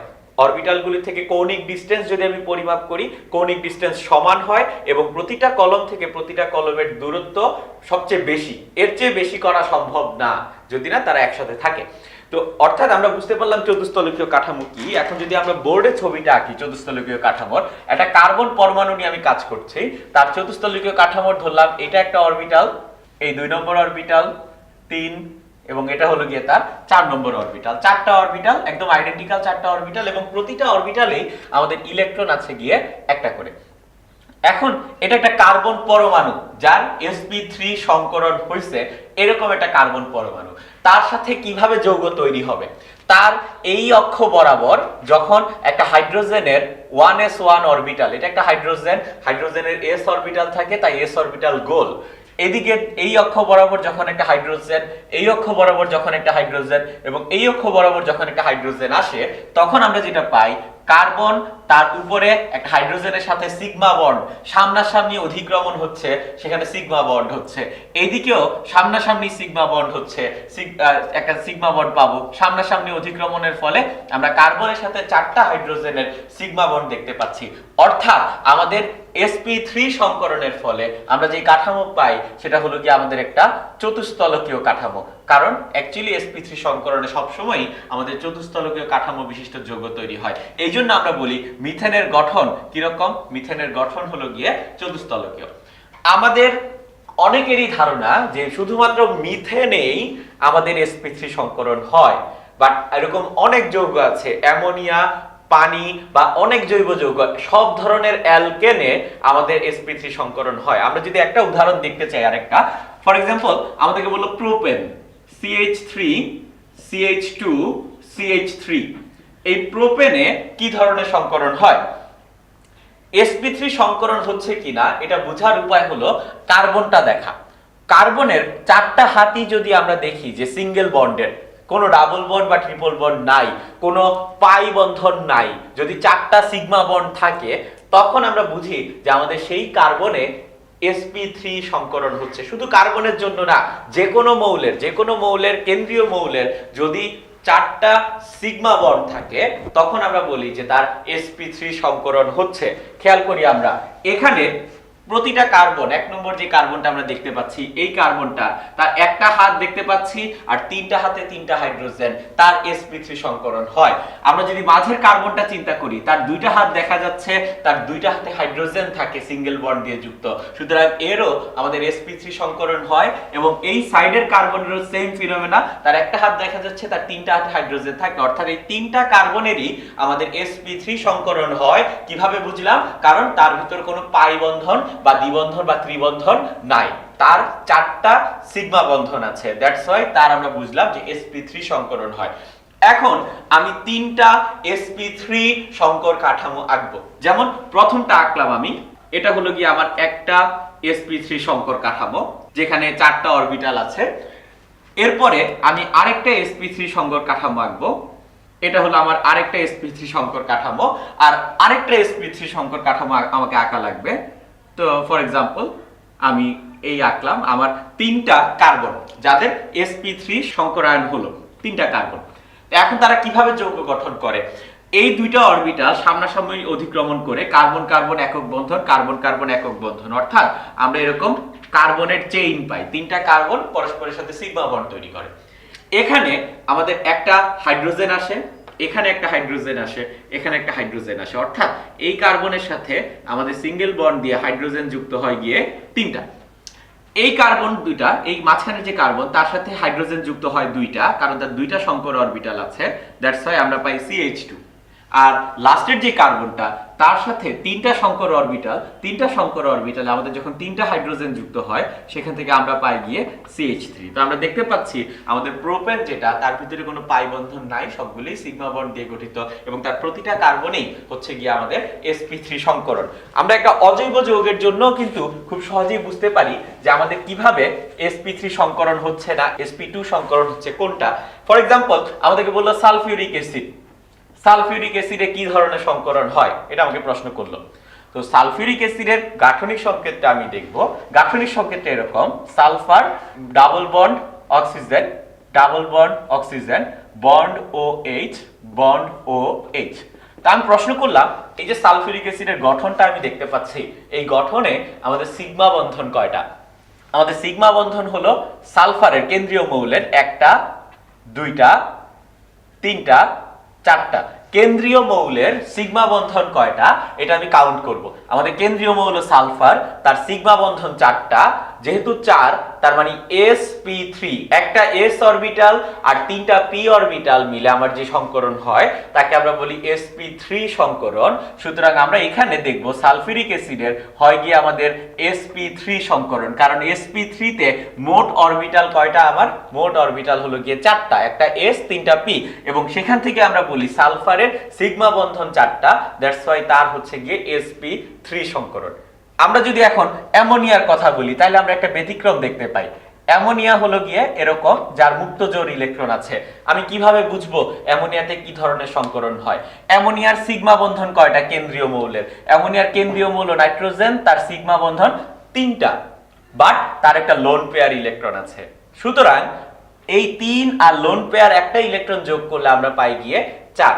তো আমাদের একটা যৌগে sp3 সংকরণ আছে কিনা এটা বোঝার উপায় হলো তার লোন পেয়ার ইলেকট্রন কয়টা আছে সেটা, প্লাস তার বন্ড সিগমা বন্ড কয়টা আছে সেটা হিসাব করলে তার সামেশন যদি আমার 4 আসে, লোন পেয়ার ইলেকট্রন আর সিগমা বন্ডের সামেশন যদি 4 আসে, তখন আমরা বলি যে আমাদের ওই যৌগে sp3 সংকরণ হচ্ছে। যেমন আমরা যদি পানির কথা বলি, পানি হলো কি আমাদের H2O, অক্সিজেন হাইড্রোজেন হাইড্রোজেন, পানি। পানির মুক্ত জোড় ইলেকট্রন হলো গিয়ে 2টা, মুক্ত জোড় ইলেকট্রন 2টা, আর তার সিগমা বন্ড কয়টা? অক্সিজেনের সিগমা বন্ডও 2টা। তার মানে আমাদের সামেশন আসতেছে 4, এবং যেহেতু 4 আসতেছে আমরা বলবো এটা হলো গিয়ে sp3 সংকরণ। আমরা sp2 সংকরণ নিয়ে এখন আলোচনা করব। আমরা দেখতে পাচ্ছি যে এখানে কার্বনের যে ইলেকট্রন বিন্যাস 1s2 2s1 2px1 2py1 2pz1, তার সর্ববিষ্ট শক্তি স্তরে 4টা অরবিটাল আছে। আমি যদি 4টা অরবিটাল না নিয়ে 3টা অরবিটাল নিয়ে সংকরণ করি, সংকরণের ডেফিনেশন অনুযায়ী আমি নতুন অরবিটাল পাবো 3টা, ψ1 ψ2 ψ3। এবং সেই ψ1 ψ2 ψ3 যেহেতু প্রত্যেকেরই একটা করে ইলেকট্রন আছে, দেখা যায় তারা এরকম একটা ত্রিভুজাকার কাঠামো তৈরি করে যেখানে প্রতিটা অরবিটাল থেকে প্রতিটা অরবিটালের ডিসটেন্স হয় গিয়ে 120 ডিগ্রি, অনেকটা আমাদের সিলিং ফ্যানের মতো। আমাদের যেই ফ্যানগুলি উপরে থাকে যেগুলি ঘুরে, সেগুলি যদি আমরা খেয়াল করি সাধারণত 3টা পাখা থাকে ফ্যানের, এবং ওই 3টা পাখার মাঝখানে অ্যাঙ্গেল কিন্তু সমান থাকে, 120 ডিগ্রি অ্যাঙ্গেলে তারা রোটেট করে। তো আমরা দেখব যে আমাদের এই 3টা অরবিটালও ওরকম 120 ডিগ্রি অ্যাঙ্গেলে থাকবে, একটার সাথে আরেকটার অ্যাঙ্গেল হবে গিয়ে আমাদের 120 ডিগ্রি, এবং তারা এরকম একটা sp3 কাঠামো, ত্রিভুজাকার কাঠামো তৈরি করবে। কিন্তু এখানেই শেষ না, আমাদের sp2 সংকরণ হচ্ছে এখানে। কেন? কারণ একটা s অরবিটাল আর 2টা p অরবিটাল মিলে আমরা হাইব্রিডাইজ করতেছি, আমরা sp2 সংকরণ পাচ্ছি। গতবার আমাদের একটা s অরবিটাল আর 3টা p অরবিটাল মিলে হাইব্রিডাইজেশন হচ্ছিল। আমাদের এখানে মোট সংকর অরবিটাল কয়টা? সংকর অরবিটাল 3টা। আমাদের বিশুদ্ধ অরবিটাল বা অসংকরিত অরবিটাল কিন্তু একটা থেকে যাচ্ছে, সেটা হলো 2pz অরবিটাল। এবং আমরা যখন sp2 কাঠামো দেখাবো সেখানে অবশ্যই আমার এই কথাটা বলে দেওয়া লাগবে। যেমন এখানে আমরা একটা sp2 সংকর কাঠামো দেখতে পাচ্ছি, যার এই যে নীল 3টা অরবিটাল আমরা দেখছি, এই 3টা অরবিটাল হলো কি আমাদের 3টা সংকর অরবিটাল, আর লাল যে অরবিটালটা আমরা দেখতে পাচ্ছি সেটা হলো কি আমাদের একটা বিশুদ্ধ p orbital, pz orbital z অক্ষ বরাবর আমরা দেখতে পাচ্ছি। এখন কিভাবে যৌগ তৈরি হয় সেটা বোঝার জন্য আমরা এই কাজটা করতে পারি। কিভাবে sp2 সংকরণের মাধ্যমে সৃষ্ট যৌগ কার্বনের আমরা যৌগ দেখব। আমরা একটা sp2 কাঠামো আঁকার ট্রাই করলাম, এটা আমাদের একটা sp2 কাঠামো, এখানে আরেকটা sp2 কাঠামো আঁকলাম আমরা। দুইটা sp2 কাঠামো কিন্তু এখনো কমপ্লিট হয়নি, কারণ এখনো আমরা আমাদের ওই যে বিশুদ্ধ যে অরবিটালটা যেটার সংকরণ আমরা করিনি, অসংকরিত যে অরবিটালটা, সেই অসংকরিত অরবিটাল দেখানোর পর আমরা বলতে পারি আমাদের এখানে একটা কার্বন আছে যার sp2 সংকরণ হচ্ছে, এখানে একটা কার্বন আছে যার sp2 সংকরণ হচ্ছে। তারা কিভাবে যৌগ গঠন করবে? তাদের 2টা অরবিটাল সামনাসামনি আছে, তারা অধিক্রমণের মাধ্যমে একটা কার্বন কার্বন একক বন্ধন তৈরি করবে। এখানে একটা হাইড্রোজেন যুক্ত হবে, এখানে একটা হাইড্রোজেন যুক্ত হবে, সেখান থেকে এই কার্বনের সাথে আমরা হাইড্রোজেন পাবো 2টা, যারা কিনা যেহেতু সামনাসামনি অধিক্রমণ হলো তারা সিগমা বন্ড দিয়ে যুক্ত। ঠিক একই ভাবে এই কার্বনের সাথে একটা হাইড্রোজেন, এই কার্বনের সাথে একটা হাইড্রোজেন, আমরা এখানে কার্বন হাইড্রোজেন বন্ড পাবো। আর আমাদের বিশুদ্ধ অরবিটাল যেটা, সেই অরবিটালটা কিন্তু দেখি পাশাপাশি সমান্তরাল ভাবে আছে। সেই পাশাপাশি সমান্তরাল ভাবে থাকা বিশুদ্ধ অরবিটাল তারা ওভারল্যাপিং করলে আমরা নতুন বন্ধন পাবো আরো একটা, এবং ওইটা হবে গিয়ে আমাদের পাই বন্ধন। তো আমরা একটা জিনিস দেখতে পাই, যদি আমরা দেখি কার্বন কার্বন দ্বিবন্ধন আছে, সেই দ্বিবন্ধনে অবশ্যই একটা পাই বন্ড আছে এবং একটা সিগমা বন্ড আছে। পাই বন্ড যদি থাকে একটা, সুতরাং আমরা বলি সেখানে হলো গিয়ে আমাদের sp2 হাইব্রিডাইজেশন হয়। অথবা বুঝার উপায় আমরা ওই লোন পেয়ার ইলেকট্রন আর সিগমা বন্ড দিয়েও ব্যাখ্যা করতে পারি। আমাদের যদি লোন পেয়ার ইলেকট্রন আর সিগমা বন্ডের সামেশন হয় গিয়ে 3, তখন আমরা বলি সেটা হলো গিয়ে sp2 হাইব্রিডাইজেশন। কারণ কি? কারণ sp2 মানে একটা s অরবিটাল আর দুইটা p অরবিটাল, মোট অরবিটাল হলো গিয়ে 3টা। মোট 3টা অরবিটাল যেহেতু আছে, যদি আমার সিগমা বন্ড আর লোন পেয়ার ইলেকট্রনের সামেশন আসে গিয়ে 3, তখন আমরা বলবো যে আমাদের ওই কেন্দ্রীয় মৌলে sp2 হাইব্রিডাইজেশন হয় এবং তার আকার হলো গিয়ে সমতলীয় ত্রিভুজাকার। জৈব যৌগের বেলায় যদি আমরা দেখি আমাদের কার্বনে 3টা সিগমা বন্ড আছে, যেমন এখানে কার্বনে 3টা সিগমা বন্ড আছে, অথবা যদি আমরা দেখি একটা পাই বন্ড আছে, তখন আমরা বুঝতে পারি যে আমাদের sp2 সংকরণ হচ্ছে। যেমন কার্বনিল মূলকের বেলায় আমরা দেখি কার্বনিল মূলকে আমাদের এখানে একটা ডাবল বন্ড দেখতে পাচ্ছি। আমরা ডাবল বন্ড দেখে আমরা বুঝতে পারবো এই কার্বনে হচ্ছে কি আমাদের sp2 সংকরণ। আমরা এখন sp সংকরণ সম্পর্কে দেখব। কার্বনের সর্ববৃহৎ শক্তি স্তরে আমাদের যে 4টা অরবিটাল আছে, 4টা অরবিটালের ভিতর যদি আমরা একটা s অরবিটাল আর একটা p অরবিটাল নিয়ে কাজ করি, তখন আমরা সংকর অরবিটাল পাবো 2টা, ψ1 এবং ψ2, এবং আমাদের বিশুদ্ধ অরবিটাল থেকে যাবে 2টা, অর্থাৎ এই অরবিটালগুলি সংকরিত হবে না। এবং সেখান থেকে 2টা অরবিটাল যখন আছে, 2টা অরবিটাল 180 ডিগ্রি কোণে পাশাপাশি থাকে। তো আমরা এরকম একটা ডায়াগ্রাম দেখতে পাবো একটা sp সংকর কার্বনের, যেটা আমরা দেখতে পাচ্ছি যে একটা ψ1 অরবিটাল একটা ψ2 অরবিটাল তারা পরস্পর 180 ডিগ্রি কোণে অর্থাৎ সরল রেখায় অবস্থান করছে, এবং আমরা একটা py অরবিটাল দেখতে পাচ্ছি যেটা y অক্ষ বরাবর, আর কাত হয়ে থাকা z অক্ষ বরাবর আমরা দেখতে পাচ্ছি pz অরবিটাল, যারা কিনা বিশুদ্ধ অরবিটাল। অর্থাৎ আমরা যখন sp সংকরণ করি তখন কার্বনের আমাদের সংকর অরবিটাল থাকে 2টা আর বিশুদ্ধ অরবিটাল থাকে 2টা। একটু চিন্তা করে দেখি sp3 এবং sp2 এর ক্ষেত্রে সংকর অরবিটাল এবং বিশুদ্ধ অরবিটালের সংখ্যা কয়টা থাকে? sp3 এর ক্ষেত্রে কোনো বিশুদ্ধ অরবিটাল থাকে না, 4টাই সংকর অরবিটাল। আর sp2 এর ক্ষেত্রে বিশুদ্ধ অরবিটাল হলো গিয়ে একটা, সংকর অরবিটাল হলো গিয়ে 3টা। এখন কিভাবে যৌগ তৈরি হবে আমাদের sp সংকরণের মাধ্যমে? আমরা পাশাপাশি 2টা sp সংকর কাঠামো আঁকলাম, এবং তারা যেটা হয় তারা সামনাসামনি সিগমা বন্ধনের মাধ্যমে যুক্ত হয়। আমরা পাই কার্বন কার্বন সিঙ্গেল বন্ড। তো কার্বন কার্বন সিঙ্গেল বন্ড হওয়ার পরে এখানে একটা হাইড্রোজেন আসে, এখানে কার্বনের সাথে একটা হাইড্রোজেন যুক্ত হয়, অর্থাৎ কার্বন হাইড্রোজেন, আমরা এরকম সিগমা বন্ধন পাই। সিগমা বন্ধন গঠন শেষ। এখন আমাদের যেই py অরবিটাল 2টা আছে, এটা একটা py অরবিটাল, এটা একটা py অরবিটাল, বিশুদ্ধ অরবিটাল, তারা যখন পাশাপাশি অতিক্রমণ করে সেখান থেকে আমরা নতুন বন্ধন পাই একটা। py অরবিটাল অতিক্রমণের ফলে আমরা পাই বন্ধন পাই একটা, এবং কাত হয়ে থাকা pz অরবিটালের অতিক্রমণের ফলে আমরা নতুন বন্ধন পাবো আরো একটা। অর্থাৎ এখানে আমাদের তৈরি হয় কার্বন কার্বন ট্রিপল বন্ড। আমি কিভাবে বুঝবো যে আমার কোনো একটা যৌগে sp সংকরণ হচ্ছে? সেটা বোঝার উপায় হলো জৈব যৌগের ক্ষেত্রে আমরা কার্বনের ট্রিপল বন্ড খুঁজবো। কোনো কার্বনে যদি ট্রিপল বন্ড থাকে, সুতরাং সেখানে হলো গিয়ে আমাদের sp হাইব্রিডাইজেশন হচ্ছে। অথবা অজৈব যৌগের ক্ষেত্রে বা জৈব যৌগের ক্ষেত্রে আমরা এটা দেখতে পারি যে আমাদের কেন্দ্রীয় মৌলের যদি 2টা সিগমা বন্ড থাকে বা তাদের লোন পেয়ার ইলেকট্রন এবং সিগমা বন্ডের সামেশন যদি 2 হয়, তখন তাকে আমরা বলি sp সংকরণ। ফর এক্সাম্পল এই উদাহরণটাই দেখি, এই যে কার্বনটা তার সিগমা বন্ড 2টা এবং তার কোনো লোন পেয়ার ইলেকট্রন নাই, সুতরাং তার লোন পেয়ার ইলেকট্রন আর সিগমা বন্ডের সামেশন 2, সুতরাং সেটা হলো গিয়ে আমাদের sp সংকরণ। তো আমরা যদি বেরিলিয়াম ক্লোরাইডের জন্য চিন্তা করি, বেরিলিয়াম ক্লোরাইডের আমাদের বেরিলিয়ামের 2টা হাত থাকে, 2টা হাতে 2টা ক্লোরিন থাকে। তো আমরা দেখতে পাচ্ছি এখানে বেরিলিয়ামের আমাদের কেন্দ্রীয় মৌল বেরিলিয়াম, তার সিগমা বন্ধন হলো গিয়ে 2টা আর তার লোন পেয়ার ইলেকট্রন কিন্তু নাই।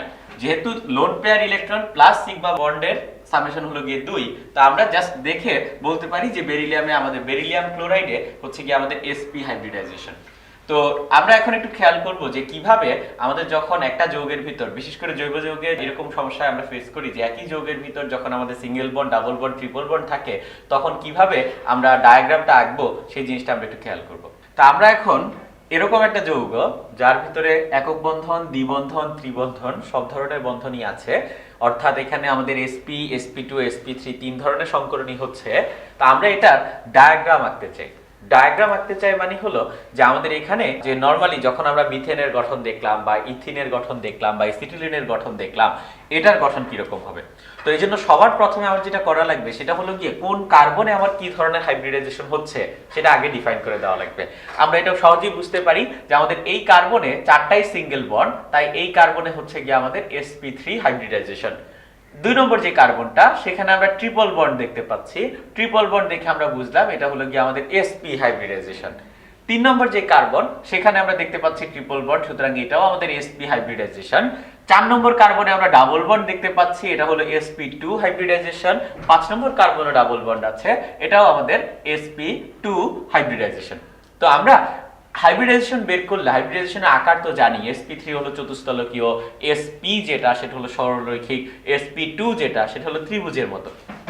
এখন আমরা সেই ছবিটা আঁকা ট্রাই করব। যেমন আমরা এখানে একটা sp3 হাইব্রিডাইজেশন দিয়ে শুরু করি, যে আমাদের একটা sp3 হাইব্রিডাইজড কাঠামো যেরকম হয় চতুস্তলকীয় কাঠামো, মোটামুটি এরকম একটা sp3 কাঠামো আমরা দেখলাম।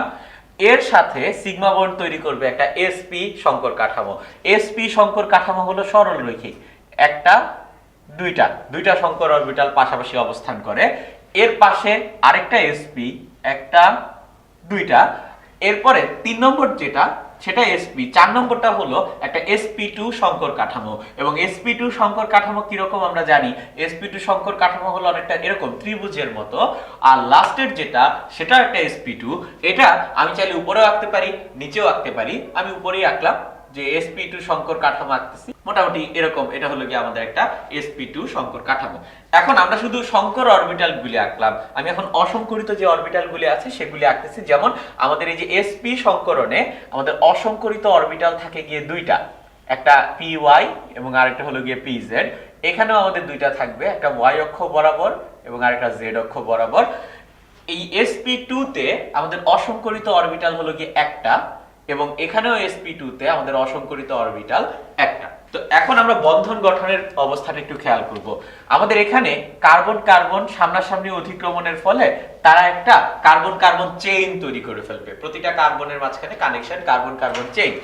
এরপর আমাদের যে সকল জায়গায় সংকর অরবিটাল আছে সেই সংকর অরবিটালগুলির সাথে এক একটা করে হাইড্রোজেন অ্যাড হবে।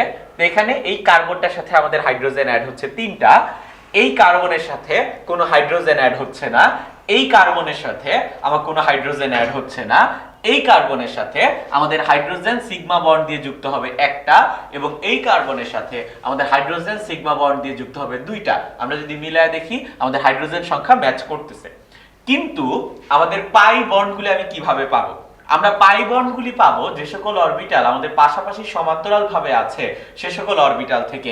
আমরা যদি খেয়াল করি আমাদের এখানে py অরবিটাল এবং py অরবিটাল তারা ওভারল্যাপিং করবে, তারা ওভারল্যাপিং করলে আমি একটা বন্ড পাবো।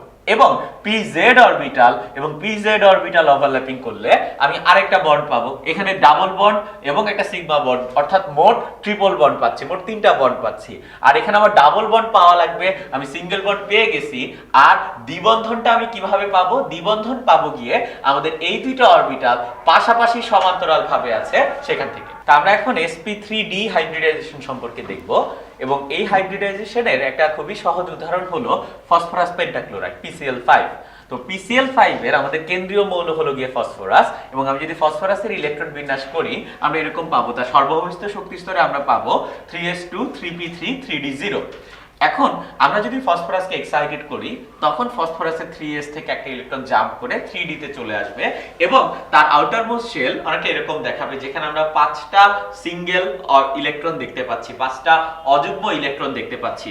এখন অর্থাৎ তার সর্বভৌমিক শক্তি স্তরের যে 5টা অরবিটাল আছে, এই 5টা অরবিটাল নিয়ে যদি আমি হাইব্রিডাইজেশন করি আমি নতুন অরবিটাল পাবো 5টা, ψ1 ψ2 ψ3 ψ4 এবং ψ5। এবং এই 5টা অরবিটাল কিভাবে অবস্থান করবে এটা আমরা একটু খেয়াল করি।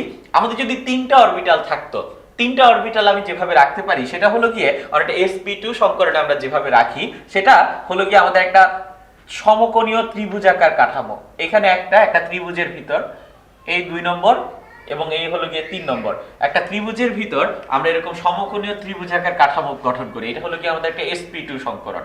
কিন্তু এখানে কয়টা অরবিটাল? 3টা অরবিটাল। আমার এখানে অরবিটাল হলো গিয়ে 5টা। তো আমি কিভাবে করব? আমি এই ত্রিভুজের কাঠামোর মতো একটা sp2 কাঠামো তো আঁকবো। sp2 কাঠামোটা হলো গিয়ে সমতলীয়, মানে এই 3টা বেলুন একই তলে আছে।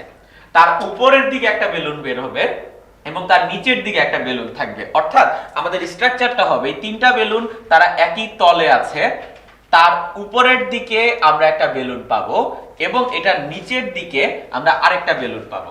কথাটা আমরা একটু ভিজুয়ালাইজ করার ট্রাই করি। আমাদের এটা হলো গিয়ে সাপোজ একটা sp2 কাঠামো, যেটা কিনা একটা ত্রিভুজাকার কাঠামো আমরা ধরে নিই, একটা ত্রিভুজাকার কাঠামো। ওই ত্রিভুজাকার কাঠামোর উপরের দিকে আমার একটা বেলুন থাকবে আর নিচের দিকে একটা বেলুন থাকবে। অর্থাৎ মোট কিন্তু আমি 5টা অরবিটাল পাচ্ছি। 1টা 2টা 3টা, এখানে সমতলীয় ত্রিভুজাকার কাঠামো, তাই আমি এখানে 3টা অরবিটাল পাচ্ছি।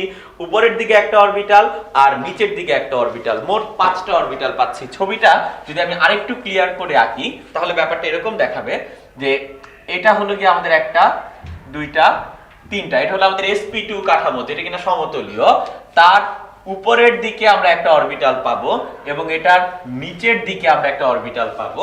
এটাকে আমরা একটা প্লেন চিন্তা করি, লালটাকে একটা যদি সমতল চিন্তা করি, উপরের দিকে একটা নীল, নিচের দিকে একটা নীল। এটা হলো গিয়ে আমাদের ত্রিকোণাকার বাইপিরামিডাল কাঠামো। কারণ কি? কারণ আমি এখানে একটা ত্রিভুজ আঁকতে পারি এবং এই ত্রিভুজের উপরের দিকে আমরা একটা পিরামিড পাবো, নিচের দিকে আমরা একটা পিরামিড পাবো। ত্রিকোণাকার দ্বিপিরামিড কাঠামো হয় কি আমাদের sp3d হাইব্রিডাইজেশনের কাঠামো। এবং কিভাবে বুঝবো? আমরা যদি এখানে দেখি যে pCl5 তার সিগমা বন্ধন হলো গিয়ে 5টা এবং তার লোন পেয়ার ইলেকট্রন কিন্তু নাই। Lone pair electron plus sigma বন্ধনের সামেশন হলো গিয়ে 5। সুতরাং আমার হাইব্রিডাইজেশন হবে sp3d, কারণ এখানে টোটাল অরবিটাল আছে 5টা, একটা s অরবিটাল, 3টা p অরবিটাল এবং একটা d অরবিটাল, মোট 5টা অরবিটাল আছে। তাই যদি আমার lone pair electron plus sigma বন্ধনের সামেশন যদি 5 হয় তখন আমরা বলবো আমাদের হাইব্রিডাইজেশন হলো গিয়ে sp3d। আমরা sp3d2 হাইব্রিডাইজেশন সম্পর্কে দেখব। তার উদাহরণ হলো গিয়ে সালফার হেক্সাফ্লোরাইড SF6 এবং এই সালফার হেক্সাফ্লোরাইডের কেন্দ্রীয় মৌল সালফার। আমি কিভাবে বুঝলাম যে সালফার হেক্সাফ্লোরাইডে sp3d2 হয়? আমি তার গঠনটা জানি। গঠনটা জেনে আমি দেখলাম এখানে আমাদের 6টা সিগমা বন্ড আছে এবং কোনো মুক্তজোড় ইলেকট্রন নাই। সুতরাং তার মুক্তজোড় ইলেকট্রন প্লাস সিগমা বন্ডের সংখ্যা 6। সুতরাং এটা অবশ্যই sp3d2 হবে, কারণ এই sp3d2 এর ভিতর আমার কয়টা অরবিটালের কথা আমরা বলছি? 4টা যোগ 2টা, মোট 6টা অরবিটালের কথা বলছি। সুতরাং আমার যদি সিগমা বন্ডের সংখ্যা প্লাস লোন পেয়ার ইলেকট্রনের সংখ্যা যদি 6 হয়, সুতরাং আমরা বলবো সেটা হলো গিয়ে sp3d2 হাইব্রিডাইজেশন। সাধারণত এক্সেপশন তো সবকিছুই থাকে। তো এখন আমরা যদি সালফারের সর্বশেষ শক্তি স্তরটা দেখি সেটা হলো 3s2 3p4 3d0। আমরা যদি সালফারকে হিট দেই তখন 3p থেকে একটা ইলেকট্রন জাম্প করে 3d তে চলে যায় এবং আমি যদি ফার্দার হিট দেই তাহলে 3s থেকে একটা ইলেকট্রন জাম্প করে আবার 3d তে যায় এবং আমরা দেখব আমাদের সর্বশেষ শক্তি স্তরটা এরকম, যেখানে আমাদের 6টা অরবিটালে অযুগ্ম ইলেকট্রন থাকে। এই 6টা অরবিটালকে যদি আমি হাইব্রিডাইজেশন করি সেখান থেকে একটা s, 3টা p আর 2টা d কে আমি হাইব্রিডাইজেশন করতেছি, তাই আমার হাইব্রিডাইজেশন হবে sp3d2 এবং এখান থেকে আমি নতুন অরবিটাল পাবো 6টা, ψ1 থেকে শুরু করে আমাদের ψ6 পর্যন্ত 6টা অরবিটাল পাবো। এই 6টা অরবিটাল আমার কিরকম কাঠামো তৈরি করে? sp3d2 সাধারণত আমাদের অষ্টতলকীয় কাঠামো তৈরি করে। এবং অষ্টতলকীয় কাঠামো কি? আমরা একটা চতুর্ভুজ বিশিষ্ট ভূমি পাবো, যেই ভূমিতে আমাদের এরকম অরবিটাল থাকবে গিয়ে 4টা অরবিটাল থাকলো। আমার আরো 2টা অরবিটাল রাখা লাগবে, যার ভিতর একটা অরবিটাল খাড়া উপরের দিকে, আরেকটা অরবিটাল নিচের দিকে। এটা হলো কি আমাদের একটা অষ্টতলকীয় কাঠামো। ব্যাপারটা আমরা একটু বোঝার ট্রাই করি। আমাদের একটা চতুর্ভুজ, এরকম জাস্ট একটা চতুর্ভুজ, 4 কোণা বিশিষ্ট, 4 ভূমি বিশিষ্ট একটা তল। এখানে একটা অরবিটাল, 2টা অরবিটাল, 3টা অরবিটাল, 4টা অরবিটাল, 4টা কর্ণ, 2টা কর্ণ বরাবর 4টা অরবিটাল আছে।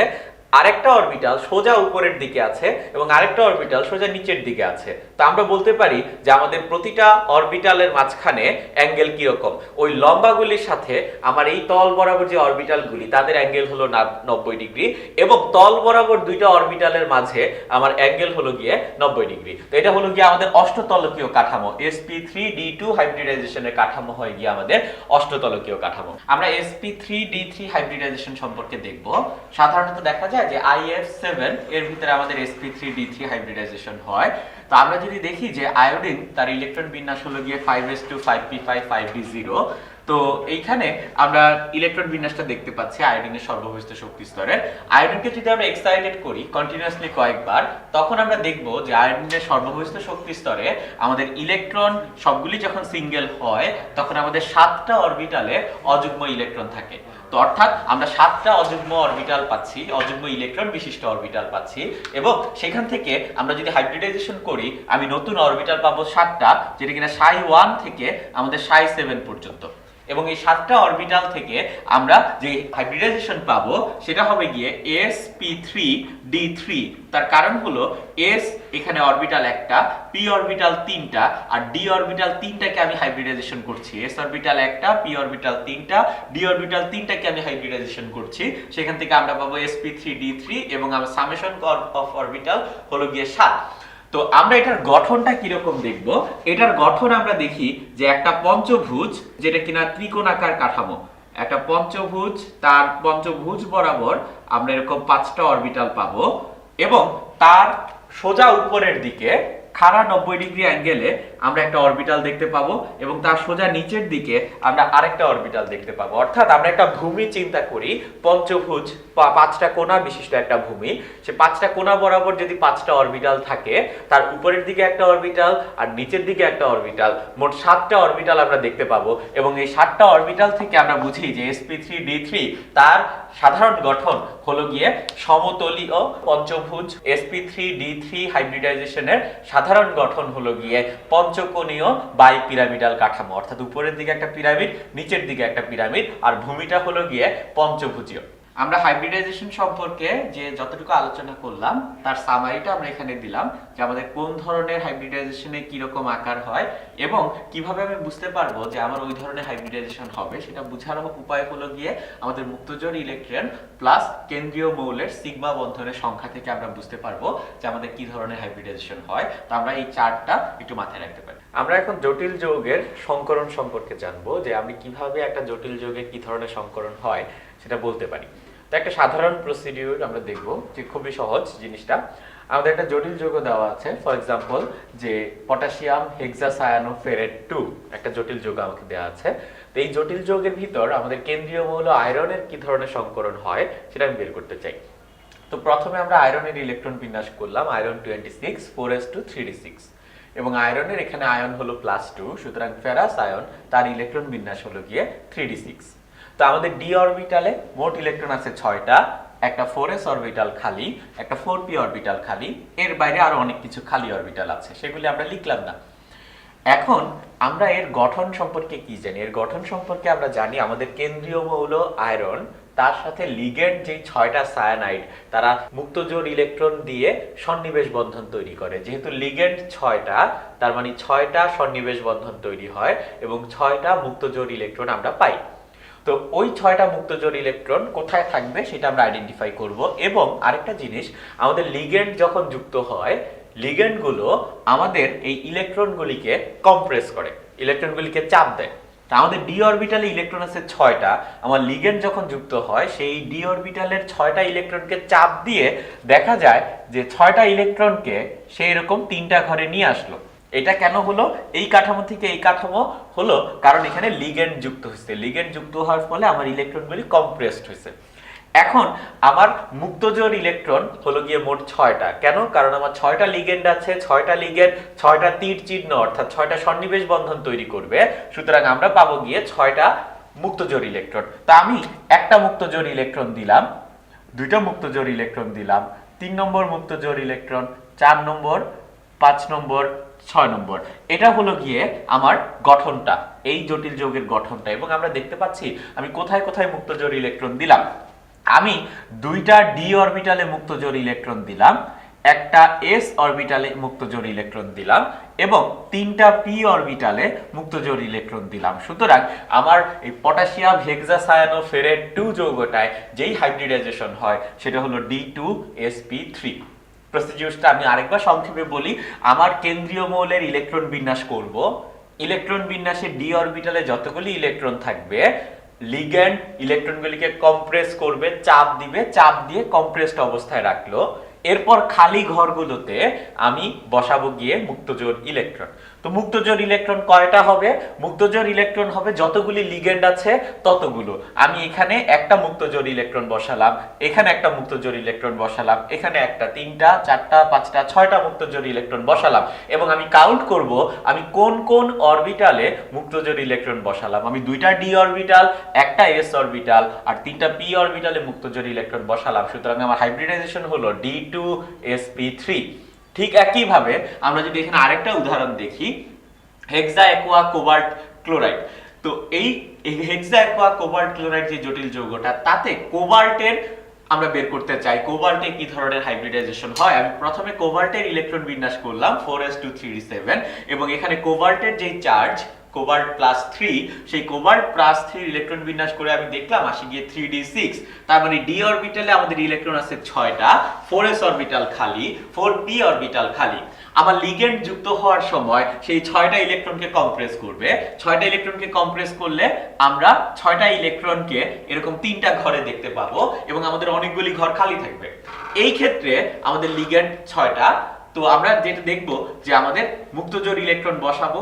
মুক্তজোড় ইলেকট্রন বসালে আমরা এখান থেকে পাচ্ছি আমার হাইব্রিডাইজেশন হলো এখানেও D2sp3, কারণ আমি 2টা d অরবিটাল, একটা s অরবিটাল আর 3টা p অরবিটালে আমার লিগ্যান্ড গুলো বসালাম।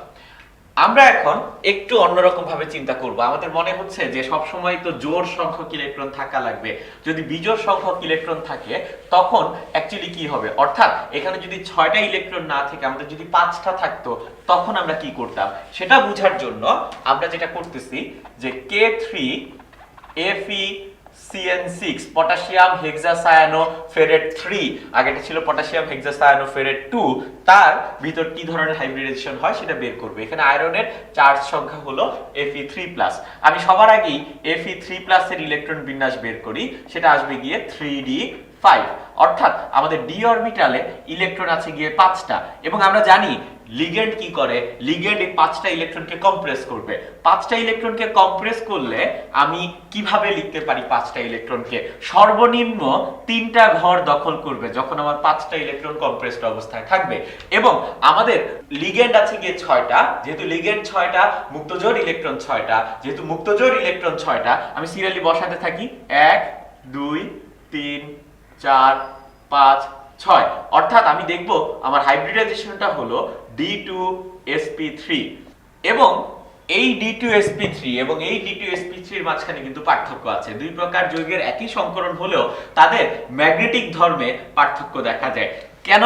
কারণ এখানে আমাদের যেই ইলেকট্রনগুলি আছে, নরমাল ইলেকট্রনগুলো, তারা কিন্তু সব জোড়ায় জোড়ায় আছে, বাট এখানে কিন্তু আমাদের একটা অযুগ্ম ইলেকট্রন দেখতে পাচ্ছি। যেই যৌগে আমরা অযুগ্ম ইলেকট্রন দেখতে পাই সেটা হলো গিয়ে আমাদের প্যারাম্যাগনেটিক। যে সকল যৌগে আমরা অযুগ্ম ইলেকট্রন দেখতে পাবো তারা হলো গিয়ে আমাদের প্যারাম্যাগনেটিক যৌগ, আর যে সকল যৌগে আমরা সব যুগ্ম ইলেকট্রন দেখব, কোনো অযুগ্ম ইলেকট্রন থাকবে না, তাদেরকে আমরা বলি গিয়ে ডায়াম্যাগনেটিক যৌগ। অর্থাৎ যদি আমার অযুগ্ম ইলেকট্রন একটা থাকে তখন আমি প্যারাম্যাগনেটিক, যদি অযুগ্ম ইলেকট্রন 2টা থাকে আমি একটু বেশি প্যারাম্যাগনেটিক, যদি আমার অযুগ্ম ইলেকট্রন 3টা থাকে আমি আরো বেশি প্যারাম্যাগনেটিক, বাট যদি আমার কোনো অযুগ্ম ইলেকট্রন না থাকে তখন আমি হলাম গিয়ে ডায়াম্যাগনেটিক পদার্থ। তো আমাদের জটিল যৌগগুলো সাধারণত দুই রকম হয়, প্যারাম্যাগনেটিক এবং ডায়াম্যাগনেটিক। আমি আইডেন্টিফাই করব কিভাবে? আমি আইডেন্টিফাই করব তাদের ইলেকট্রন বিন্যাস দেখে। যদি আমার অযুগ্ম ইলেকট্রন থাকে তাহলে আমি বলবো প্যারাম্যাগনেটিক, আর যদি অযুগ্ম ইলেকট্রন না থাকে, সব ইলেকট্রন যদি জোড়ায় জোড়ায় থাকে, তখন আমরা বলবো সেটা হলো গিয়ে ডায়াম্যাগনেটিক পদার্থ। এটা যে প্রসিডিউর আমরা দেখলাম সেটা হলো কি আমাদের জটিল যৌগের হাইব্রিডাইজেশন বের করার একটা সাধারণ পদ্ধতি। কিন্তু আমরা এখন সবচেয়ে কমন যেই জটিল যৌগটা টেট্রাঅ্যামিন কপার সালফেট, তার যদি সংকরণ করি তখন দেখা যায় একটু সমস্যা হয়। আমরা সেই সমস্যাটা নিয়ে একটু আলোচনা করব। আমাদের যে টেট্রাঅ্যামিন কপার সালফেট জটিল যৌগটা আছে, আমরা যদি তার আকারটা খেয়াল করি, তার আকারটা হলো সমতলীয় বর্গাকার। তো এখন আমরা যে নিয়মটা শিখলাম সেই নিয়ম অনুযায়ী আমরা হাইব্রিডাইজেশন করে দেখব এবং আমরা খেয়াল করব যে আমাদের হাইব্রিডাইজেশনটা আসবে sp3 হাইব্রিডাইজেশন। আমরা এইমাত্রই পড়ে আসলাম যখন আমাদের sp3 হাইব্রিডাইজেশন হয় তখন কিন্তু আমাদের চতুস্তলকীয় কাঠামো দেখা যায়, সমতুলীয় বর্গাকার কাঠামো কিন্তু দেখা যায় না। কেন সমতুলীয় বর্গাকার হয় বা কেন চতুস্তলকীয় হয় সেটা নিয়ে আমরা আলোচনা করছি। আগে আমরা দেখি কিভাবে এটা sp3 হাইব্রিডাইজেশন হচ্ছে। তো আমাদের কপারের সাধারণ ইলেকট্রন বিন্যাস এখানে হলো কপার 2+, কপার কিউপ্রিক আয়ন হলো গিয়ে 3d9 স্ট্রাকচার, অর্থাৎ d অরবিটালে 9টা ইলেকট্রন আছে। আমাদের যখন লিগ্যান্ড যুক্ত হয় আমরা জানি লিগ্যান্ড কম্প্রেস করে, লিগ্যান্ড চাপ দেয়। তো চাপ দিলে আমাদের 9টা ইলেকট্রন কিন্তু এর বেশি সংকোচন করা যায় না। এখন আমাদের লিগ্যান্ড আছে কয়টা? লিগ্যান্ড আছে 4টা। এই 4টা লিগ্যান্ড 4টা মুক্তজোড় ইলেকট্রন আনবে। একটা মুক্তজোড় ইলেকট্রন দিলাম, 2টা দিলাম, 3টা দিলাম, 4টা দিলাম। তাহলে খেয়াল করে দেখি যে আমার এই ক্ষেত্রে যে হাইব্রিডাইজেশনটা হচ্ছে সেটা হচ্ছে গিয়ে sp3 হাইব্রিডাইজেশন। বাট sp3 হাইব্রিডাইজেশনের আকার কি রকম? sp3 হাইব্রিডাইজেশনের আকার হলো গিয়ে চতুস্তলকীয়। তো এটা আমাদের সমতুলীয় বর্গাকার, বাস্তবে হয় গিয়ে সমতুলীয় বর্গাকার এই যৌগটা, বাট আমি থিওরিটিক্যালি প্রমাণ করে দেখালাম এটা চতুস্তলকীয়। নিশ্চয়ই কোথায় ভুল আছে? হ্যাঁ, এটা ব্যতিক্রম। আমাদের টেট্রামিন কপার সালফেটের যেই সংকরণ সেটা আমরা যে নরমাল নিয়ম শিখি সেই নিয়মের ব্যতিক্রম, এবং সেই নিয়মের ব্যতিক্রম হয়ে কিভাবে হয় জিনিসটা? এটা sp3 হয় না, এটা চতুস্তলকীয় না। কি হয়? আমাদের ইলেকট্রন, মুক্তজোড় ইলেকট্রন যখন বসে সেটা s অরবিটালে একটা, p অরবিটালে 2টা বসানোর পর ডিরেকশনাল ধর্মের কারণে আমাদের একটা ইলেকট্রন z অরবিটালে বসে না। pz অরবিটালে না বসে ইলেকট্রনটা বসে গিয়ে আমাদের 4d অরবিটালে, এবং সেখান থেকে আমরা যে হাইব্রিডাইজেশনটা পাই সেটা হলো sp2d হাইব্রিডাইজেশন। এটা একটা কনসেপ্ট। এবং আরেকটা কনসেপ্ট হলো আমার এই যে সর্বভৌস্থ শক্তি স্তরের যে অযুগ্ম ইলেকট্রনটা, সেই অযুগ্ম ইলেকট্রনটা জাম্প করে, এই অযুগ্ম ইলেকট্রনটা জাম্প করে 3d থেকে পরবর্তী d অরবিটালে চলে আসে, এবং এখানে আমরা পাই গিয়ে আমাদের অযুগ্ম ইলেকট্রনটা। এখন আমাদের লিগ্যান্ড আছে 4টা, তার মানে মুক্তজোড় ইলেকট্রন 4টা। এই 3d তে একটা মুক্তজোড় ইলেকট্রন, 4s এ একটা, 4p তে বাকি 2টা মুক্তজোড় ইলেকট্রন বসে, এবং এখান থেকে আমরা হাইব্রিডাইজেশন পাই গিয়ে dsp2। খেয়াল করে দেখি, একটা d অরবিটাল, একটা s অরবিটাল, 2টা p অরবিটাল। আর আগের বার ছিল একটা s অরবিটাল, 2টা p অরবিটাল, একটা d অরবিটাল, sp2d। এখন কনফিউশন হলো আমি কি sp2d কারেক্ট হিসেবে ধরবো নাকি dsp2 এটা আমি কারেক্ট হিসেবে ধরবো।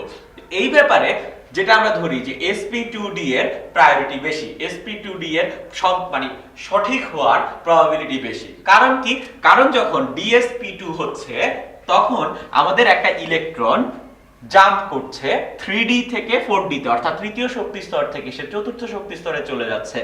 তখন এটা কিন্তু আর আমার কিউপ্রিক আয়ন হচ্ছে না, এই আয়নটা হয়ে যাচ্ছে কপার 3+ আয়ন। কথাটা বুঝায় ট্রাই করি আমরা ইলেকট্রন বিন্যাসটা করলাম কপার 2+ এর। আমার ইলেকট্রন যখন জাম্প করে আরো উপরের দিকে চলে যাচ্ছে তখন কিন্তু আমার আয়নটা কপার 2+ এর থাকতেছে না, আয়নটা হয়ে যাচ্ছে কপার 3+ এর। এই জন্য আমরা dsp2 সাধারণত নেই না, এবং আমাদের নরমাল কনসেপ্ট হলো টেট্রামিন কপার সালফেটে যে হাইব্রিডাইজেশন হয় সেটা হলো sp2d হাইব্রিডাইজেশন। আমরা ভ্যাসপার থিওরি সম্পর্কে জানবো। VSEPR VSEPR। তো এই থিওরিটার ফুল মিনিং হলো যে valence shell electron pair repulsion. তো ভ্যালেন্স শেল মানে হলো যোজন স্তর, আর ইলেকট্রন পেয়ার মানে হলো যুগ্ম ইলেকট্রন, আর রিপালশন মানে হলো বিকর্ষণ। তা আমাদের এই যুগ্ম ইলেকট্রন জিনিসটা আবার দুই প্রকার। একটা হলো গিয়ে আমাদের বন্ড পেয়ার ইলেকট্রন বা বন্ধন জোড় ইলেকট্রন, আরেকটা হলো গিয়ে আমাদের লোন পেয়ার ইলেকট্রন বা মুক্ত জোড় ইলেকট্রন। এই দুই প্রকার যুগ্ম ইলেকট্রন তারা কিন্তু বিকর্ষণ করে, ইলেকট্রনকে আজীবন বিকর্ষণ করে। দেখা যায় একটা মুক্ত জোড় ইলেকট্রন আরেকটা মুক্ত জোড় ইলেকট্রনকে বিকর্ষণ করে, একটা বন্ধন জোড় ইলেকট্রন আরেকটা বন্ধন জোড় ইলেকট্রনকে বিকর্ষণ করে, এবং একটা মুক্ত জোড় ইলেকট্রন একটা বন্ধন জোড় ইলেকট্রনকেও আবার বিকর্ষণ করে। কারণ ইলেকট্রন নেগেটিভ চার্জ সবসময় নেগেটিভ চার্জকে বিকর্ষণ করবে।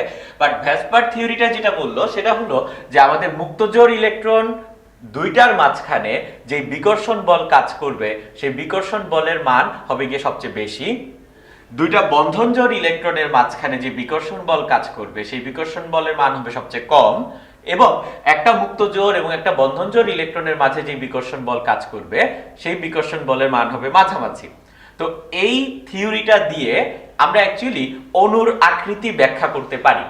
আমাদের মাঝে মধ্যে এরকম প্রশ্ন মাথায় আসতে পারে যে পানি, অ্যামোনিয়া, মিথেন এই চারটাতেই কিন্তু আমাদের কেন্দ্রীয় মৌলের sp3 সংকরণ হয়, কিন্তু পানির ক্ষেত্রে আমাদের বন্ধন কোণ হলো 104.5 ডিগ্রি, অ্যামোনিয়ার ক্ষেত্রে বন্ধন কোণ হলো 107 ডিগ্রি, আর মিথেনের ক্ষেত্রে বন্ধন কোণ হলো 109.5 ডিগ্রি। তো বন্ধন কোণের ডিফারেন্সটা কেন হয় সেটা কিন্তু আমরা খুব সহজেই এই ভ্যাসপার থিওরি ইউজ করে বের করতে পারি।